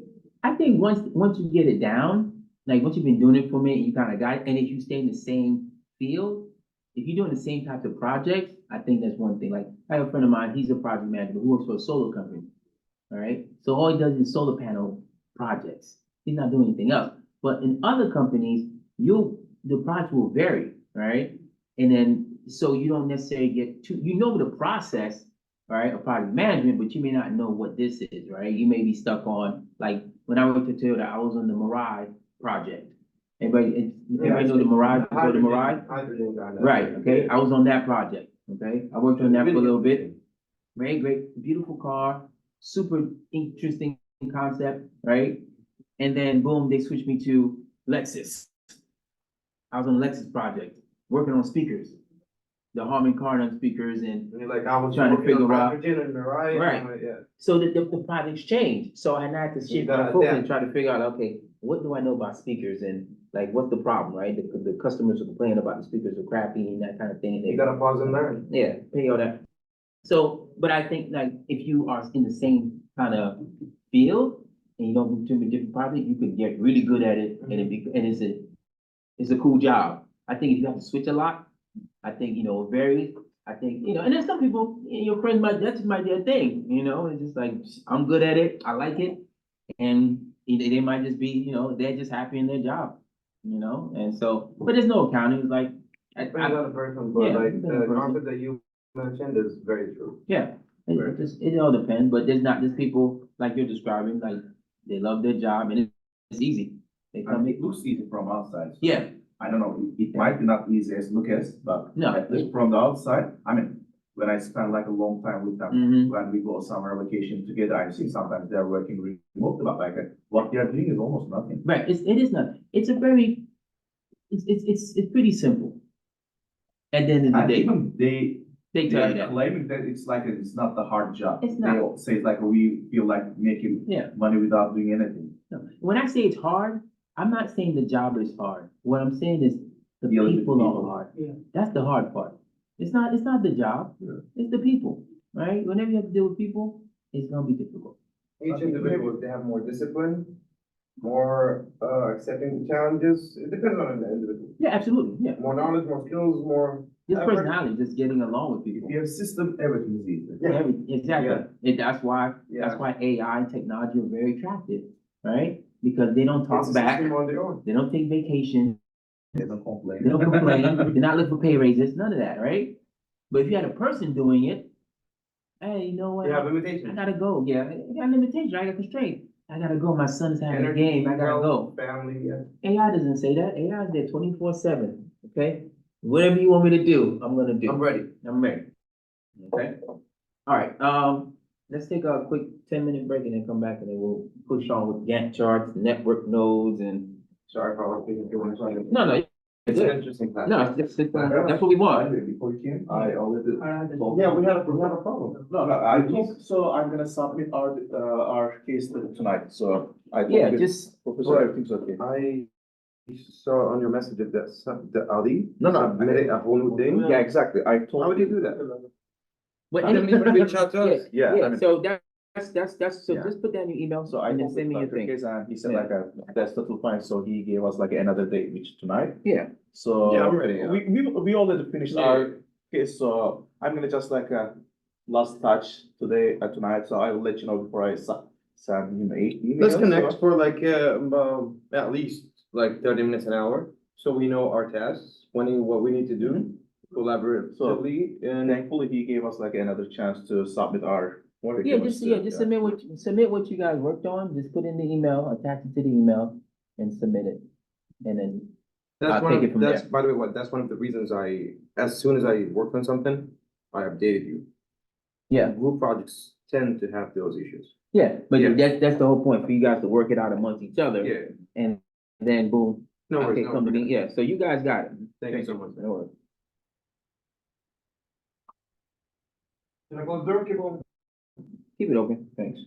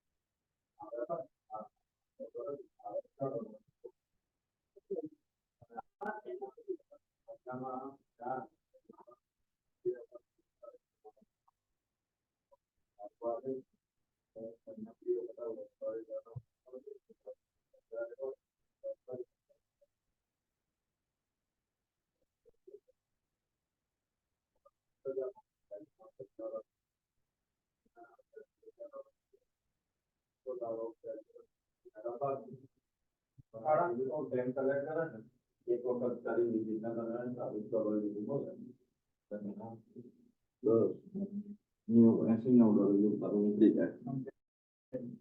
Plus, you will have to trên là một đó. Không là đi cái đó như thế. Còn này quantity mà không nhỉ? Alo rồi là có số vật đấy.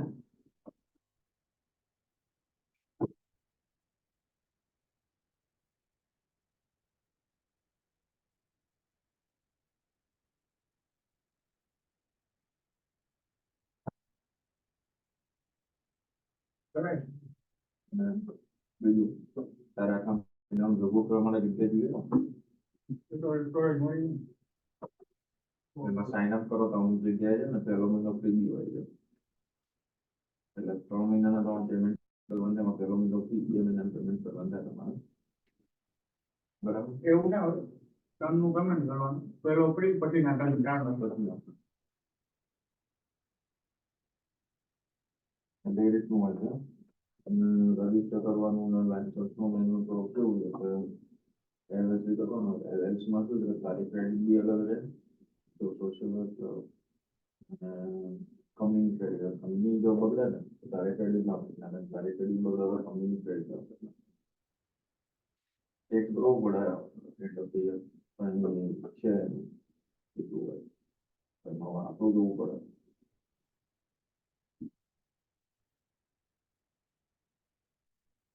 તો આપણું જોવાનું બાકી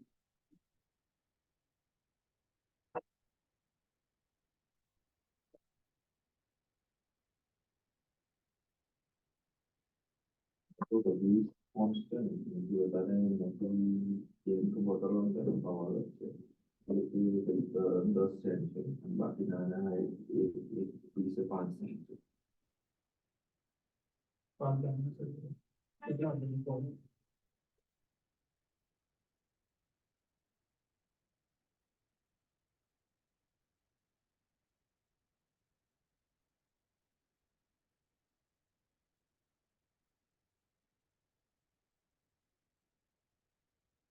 મામા કરતા નહીં કરતો થોડે ધંધાદારી જે પોતાના કહું છું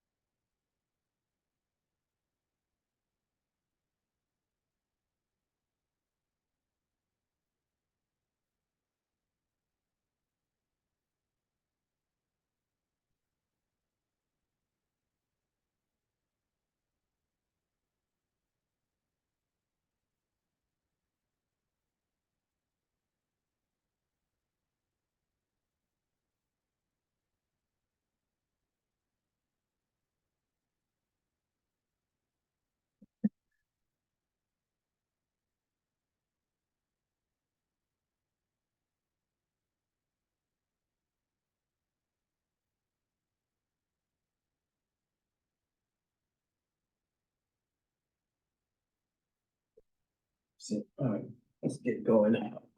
Too late. All right, so now when it comes down to scheduling, right, there's two methods that are used within, the project management realm, okay? So Gantt chart is probably the most, um, is the oldest one, okay, the most common one that they use, the one that's probably in most Microsoft packages, Microsoft software applications that most of the project managers use, right?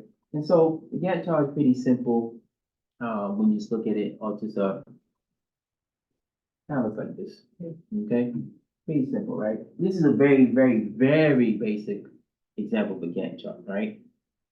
If you really look at it from a standpoint of if you're in a Microsoft PM application software, it does so many things, okay? You can add notes to it, you add time, you can add budget to it, you can, create pivot tables, you can do so many things with it. It's a very powerful tool, but all in all, this is a very graphic depiction of what's going on with it, right?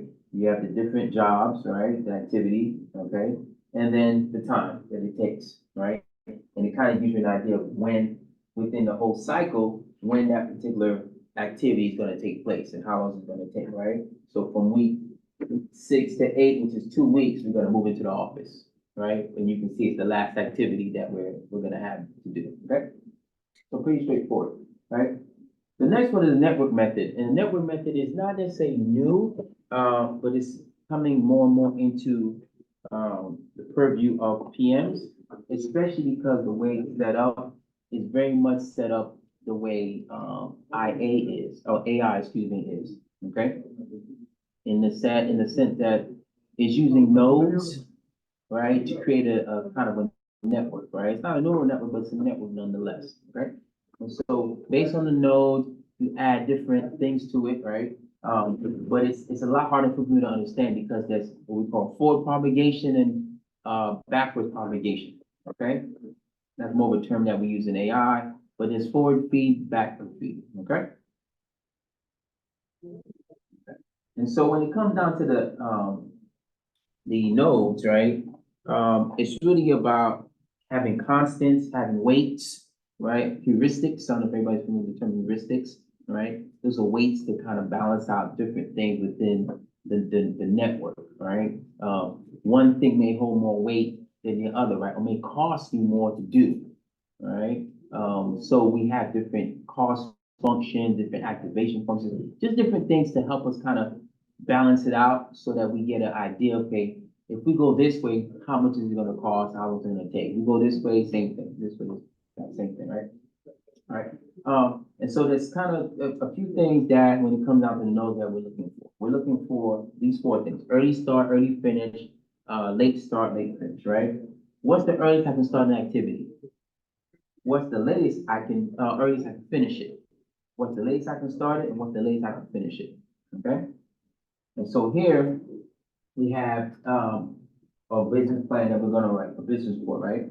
We have the activity, description, immediate predecessors, and duration and date. And this is kind of what we would call like pseudocode, right? You kind of write it out and see what it looks like written, right? And so you kind of get an idea in your head of, okay, what's my logical steps in trying to build this particular network together, right?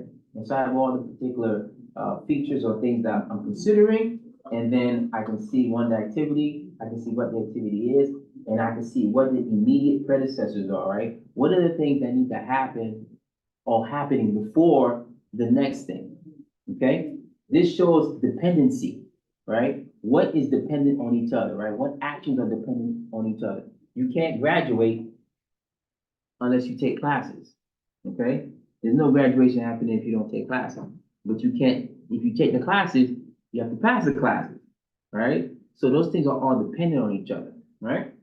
And then it tells you how many days for each activity, right? And then based on that, you create this, okay? So this is the notation. The activity is on top and the number of time, or the duration is on the bottom, okay? And so this is our starting point. A takes 1 day, and then we can go to B, okay? Or we can go to C, okay? But our end goal is D. Okay, so you see this gray one here, this is kind of like the early start, early finish.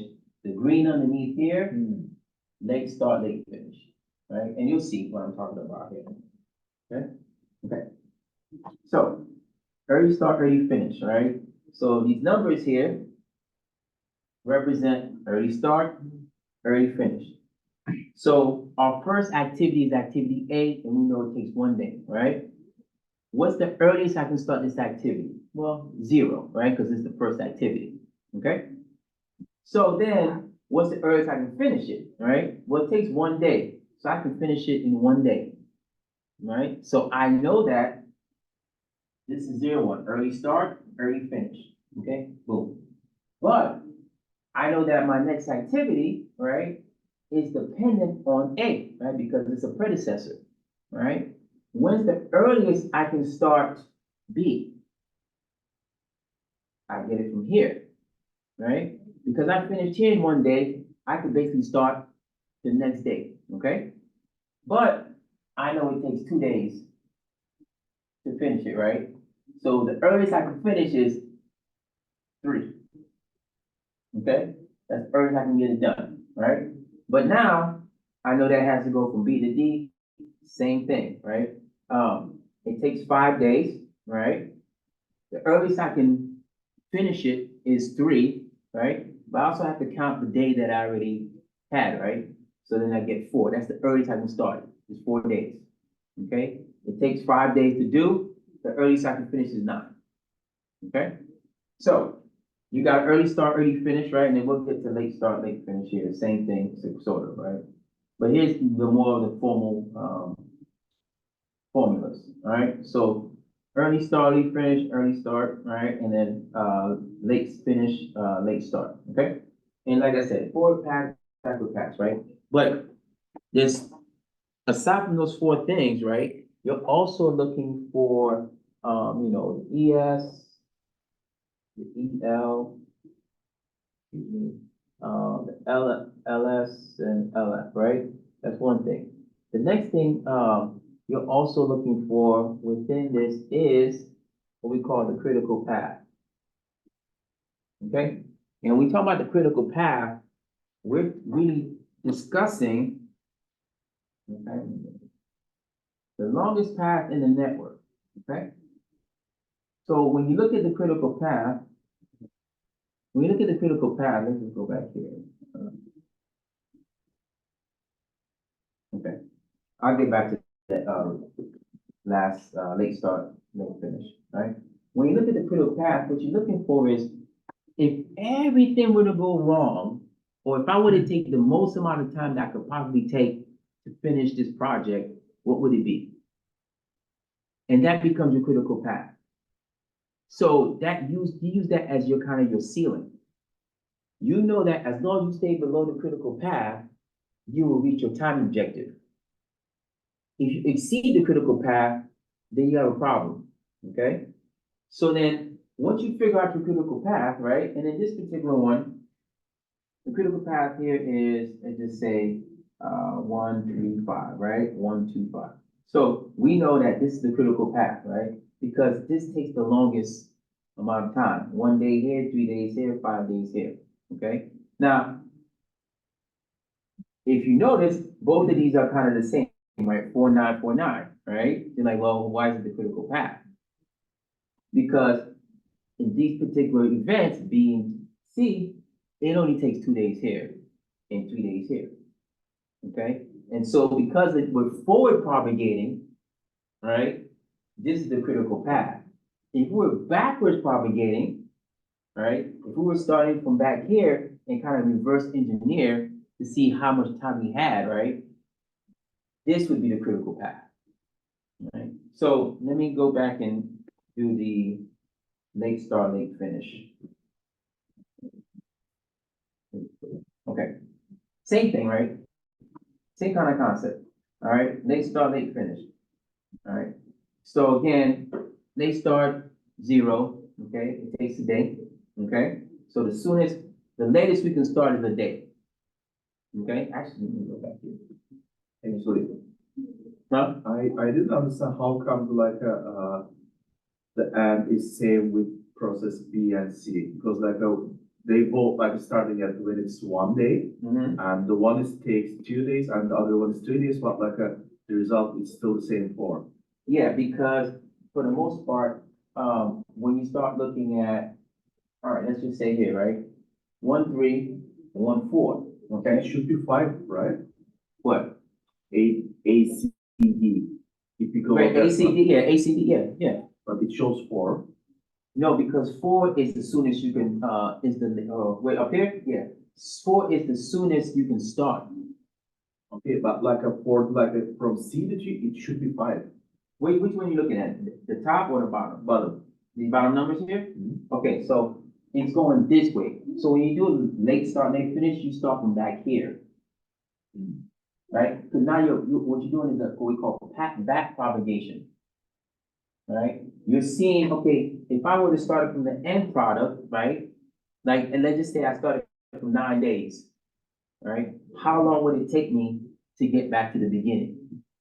Okay? So it's not gonna be, so I know this is the same, but because it's going forward here and backwards here, it's not necessarily, it's not the same in the sense that there's certain functions within here that are affecting this.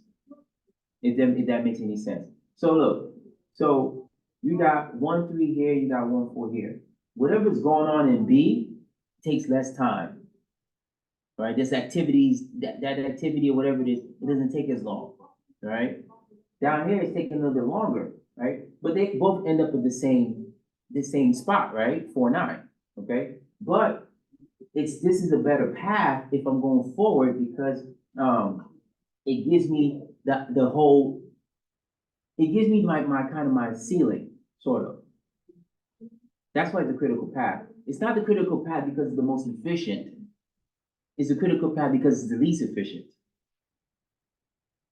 I understand that part, but I didn't get how come they both ways can be the same amount of time consumed. You talking about up here, right? This Yeah. part right here, Yeah. okay? So this 4, 9 is not, let's say, the same as this 4, 9.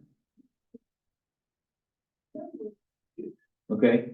Because you're going backwards here. Okay? So here you're going forward. You're going back to this. So you're basically going, okay, I get the 9 from here, right? And I bring it down here, okay? Because I know 9 days total, okay? But I know that 9 minus 5 is gonna give me the 4. So it's getting my, Okay, so then the arrows kind of confuse me because oh, I see what you're saying, yeah. So it's not demonstrating the direction. Okay. I'm sorry, yeah, it's not demonstrating the direction. That's why I was trying to kind of hop around. It's not showing the direction, right? Because when you look at the last, late start, late finish, you're actually going, the arrow should be going this way. Yeah, I mean, Right. that's That's what, threw you up, I'm sorry. Yeah, they should be going this way, where they kind of turn you going like this, right? That's why the number's on the bottom, you kind of go. Yeah, that's why I try to understand Yeah. how come that comes that outcome. What is depicted here is forward propagation. It's backward propagation, but it's not giving you the arrows. It's kind of giving you, because normally we wouldn't need the arrow because we see the numbers at the bottom, so we know there's backward propagation going on, right? But this is not, this author is not the best at, illustrating some of the concepts, right? And it's my fault. I should have kind of explained a little more or a little better. And I had a video, that I might show you next week, that's a little better, that explains it really well. But I didn't want you to get too bogged down in it because it takes a minute to kind of, you actually have to do it a number of times to kind of really understand, okay, what's going on and see it. And then once you do it, you kind of, oh, this is easy, I get what it's saying. You know, this is basically adding up the days, subtracting, and then you get Now back it to makes the sense. beginning. Yeah. I think always as a direction, so that's why I Yeah. put it up here. Direction, right? And so what you're looking for is the critical path, right? The longest path in the network, because that gives you your ceiling. If this process takes as long as it possibly could, right? What is that number? And that number is the number I used to say, look, if the customer asks me, hey, how long is it gonna take? I go to the critical path. It's gonna take 2 weeks. It may not take 2 weeks because I may have another path that's not critical, But because that's my cap, right? It's like the pizza oven. Remember we did that Yeah, yeah. example a few weeks ago where, you know, hey, the pizza oven can only cook 10 pieces at a time. That's my critical path. All right, so I can only make 10 pizzas, or I can have it to you in 2 weeks at the latest, 2 weeks. But we're probably gonna have it to you before, right? So that's kind of what you get with this whole thing, right? But then what you're trying to figure out also is what we call the slack, right? So path on the critical path have slack, okay? Path not on the critical path may have slack. So basically, the slack is the amount of time that you can have that can cause a delay in your project that's not going to affect the final outcome, right?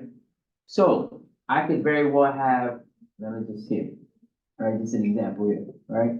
I could have something that takes 2 weeks to do, right? But each phase of it, right, has different time periods, right? But phase one, I may have to do that like right away, right? I have 1 day to do it and I need to do it 1 day. But then phase two, who depends on phase one, I may have 3 days to do it because I'm waiting on another part to come in, okay? So my slack is 2 days.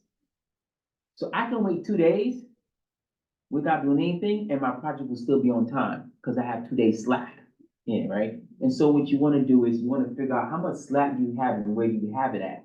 So you can kind of plan things if for like, you know, unforeseen challenges, unforeseen time delays, right? Oh, hey, we need to deliver this by this week. Cool. Well, you know, it takes 2 days for this part to come in. Okay, so let's put that on top of the time. Okay, so we got 2 weeks. All right, that's our critical path, no problem, right? As long as we get this part in by Wednesday, we can still finish by Friday. If we don't get it by Wednesday, we get on Thursday, we won't be finished until Saturday, Sunday, right? So now we killed the critical path, right? We destroyed it, right? And so you want to try to figure out the slack, right? The activity time slack and all this other stuff. But this is kind of like the new way where people are doing their project planning, okay? And so you have to have a little bit of understanding of what's going on. Activity one takes 1 day. You know, if I forward promulgate, right, it's gonna take me early start, early finish, early start, early finish, and it's all incumbent on this. And then down here, late start, late finish, late start, late finish, late start, late finish, late start, late finish, right? And you do the numbers, and then that will tell you exactly like, okay, if at the latest, right, if I can start at this point and still be okay, okay? But if I start here, it's gonna take me this much time to finish, and I will finish at this point. If I start 3 days late, it's gonna take me 21 days to finish. But if I start early, right, it's gonna take me this much time to finish, and I probably will finish early, right? What's the earliest I can finish? So it kind of gives you that kind of information, for, you know, for the, what you call it, for the PMs, for the project managers.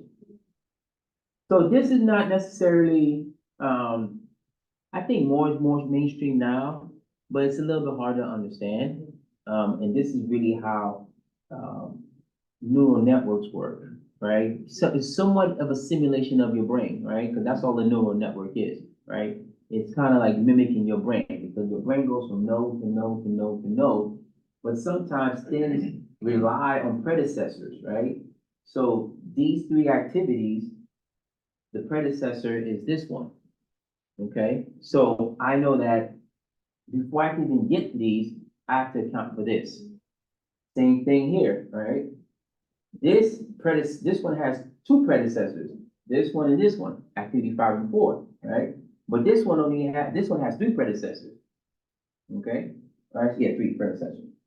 And so you put the numbers in, and those are days, right? 0, 1, and 1 to 6, you just add 1, 1, 6, right? You move it over, this is the earliest I can start, and this is the earliest I'll finish, okay? Yeah, for to find the like critical path. Mm-hmm. So cannot we go from like for the second row? Cannot we go to each levels or to make the critical path longer to make us safer? Yeah, so So I mean, my point like on the top. yeah. So it just goes directly to the end, right? Mm-hmm. So what if we think like, okay, from like an early start or late start, doesn't matter. to go to on the top, Mhm. and the top goes like a third one, then go to the end. Is it can be our critical path, or can we play with more or not? You can, it just depends on the activity that you have, right? So you may say, you may have 5 activities, right? And the second activity is whatever, but there's like a bunch of ways to do it. You say, you know what, I wanna do it this activity this way because it's faster. Okay, but I tried that like on the previous one, you said like we usually tell the customer like a critical path to, but it's possible to finish early. Right. But in this sheet, Mhm. it shows like we have like a different critical path as Oh, well. so yeah, you can have more than one critical path. Okay, the point is to pick the one that makes sense, that's more efficient for you. And I mean, on this design, Yeah, it doesn't show the like a longest one as a critical. right, yeah, because you get to choose.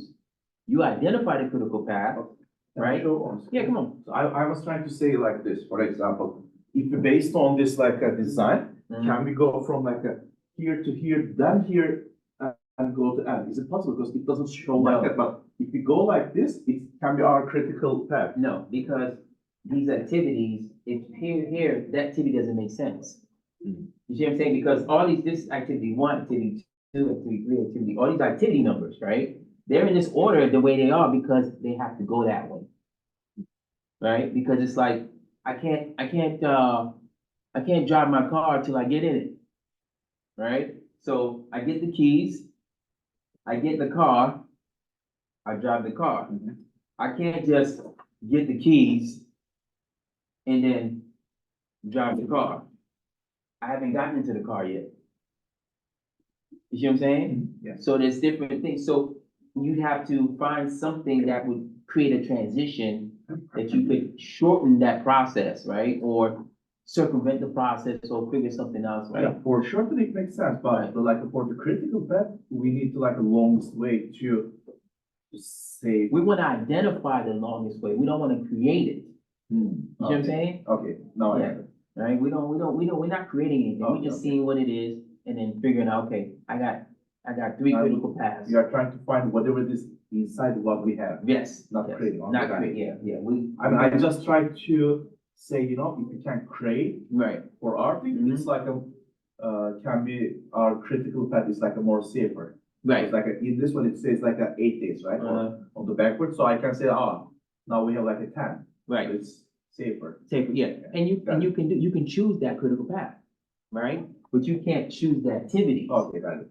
Right, you can't, if the activities are the activities, if it takes 1 step through 1 through 7, unless you have a different way of doing it, then that's just what you gotta do. Now you need to know, okay, how much is each activity, how much time does it take? And then figuring out, okay, I got 3 critical paths. One could be 14 days, one could be 15 days, one could be 16 days. Just because it's 16 days doesn't necessarily mean it's the best one to choose, right? You might want to tell the customer, it's 15. Right, because you still have 14 or 16 as your buffer, right? So 15 is safe. On average, I'm gonna get done between 14 and 16. So if I tell the customer 15, I'm okay, plus or minus, a day, right? That's okay, maybe, right? But in order to set expectations, I'm probably gonna tell them the longest bit of time, so that I have all the space that I need without any pressure to do what I need to do. All right. Yeah, so critical path method. Again, this is very, like, what we're talking about here is very, very surface level stuff. They learn project management, beginner's project management certification, very surface level, like not even, we're not even scratching the surface of none of this stuff. We just kind of just talk about it because more likely, most folks, you with the business, right? They don't really deal with this stuff. Critical path and slack time, and it's just not, something that most people have to really get into. And they don't think about it because it's rather difficult at times. Okay. Let's see. An example of a desalination plant. You probably guys haven't seen this, but it's in Carlsbad. It's if you're going down to 5 and you get off at Carlsbad Boulevard. If you get off at the Legoland exit, there's like a roundabout. There's the strawberry fields or the flower fields or something. There's a set of houses and then the Porsche dealership. It's around there. This is where this is at. And they had a big project to renovate it and to fix it up because they were trying to get the water out of the ocean to desalinate it so we could use the drinking water for California. I heard, one of the, I would call him scientist, Degrassi or DeGrasse? Yeah, near the grass. Yeah. Mhm, He was talking about it, and he was like, yeah, we can do that, but it costs a lot. It costs a lot of money. It's a lot of money to This is why desalinate the water. Gulf countries, they do it, Yeah. they can afford it. Desalinating water is very, very expensive, okay? It's very expensive, it's a very difficult process, and the water doesn't really taste that great, depending, you have to have very sophisticated, high-end filters, to do it. And I used to do it in the military all the time, because we have, what we call them Roku's, but they're reverse osmosis water purification units. They're big bladders, right? You fill them up, 500 gallons of water, and you sit them down on the beach. You have all these hoses, and you have this big machine, and it's all just filtering the water. And even after you filter it, we still have to put salt tabs in it, or, not salt tabs, but tabs to clean it, chlorine tabs to clean it, but it tastes funny, right? It's clean, but it tastes funny, right? So desalinating the water is difficult, but, you know, it's a very, Could be a really good solution. then. yeah. Someone No, finds out a way to make. to make it better. more, mostly, financially Less impactful, cost, yeah. It really is, but I saw that same one when he did that, when he talked about it. Yeah. All right, that's all we got today, all right? Make sure you read the other chapters, chapter, 12 and chapter 14, okay? Pretty straightforward, I just wanted to go over this one, because this one had more relevant to me. And then, send me an email, I'll take a look at the stuff, and then get your final draft in on time, okay? I'll leave will do tomorrow, initial post anyway, all right? And then, we should be good to go, okay? And I got your stuff, don't worry about it, I got you. I just haven't graded it yet. And I kind of messed up again, but we're not gonna ask for any favors. I'll What own up to you it messed up on? last week, week 5. Oh, boy. But I'm not, you've been generous enough. So All right, I'll well- just own up to it. All We'll see how it just affects for your my- grade. Just for my own defense. Mm-hmm. Yeah, I got- see, yeah, I got caught badly, man. It's down to the bone. this is the second week, last week you came in banged up too, didn't you? No? No? This is new. No, I thought last I week you can had something show you else. the picture, but it's gross. No, I don't wanna see anything. I'm good. It's I'm all right, gross. I'm all right, I'm good. Yeah, It's just, bad. hey, put And it, it came out of nowhere, like. put it in the email for me, you know? Not the picture, I don't care about the picture, you can just tell me the story. All right, Zoom, I'll see you guys next week, okay? Thank you so much, sir. All right, Fred. Thank you, sir. No, Have a good one. send me an email for real. No. I don't want to, yeah, send me an email, and if it's, you know, Up to Well, you, we'll but take like, I care- own up to it. It's- just send me an email, hey, Dr. Case, you know, such, you saw the hand. Can you open it up for me? It's only 1 week, so it's okay. It's only 1 week late, so I should say, so it's okay. Thank you. All right, all right. I apologize again. No Have a good worries. one.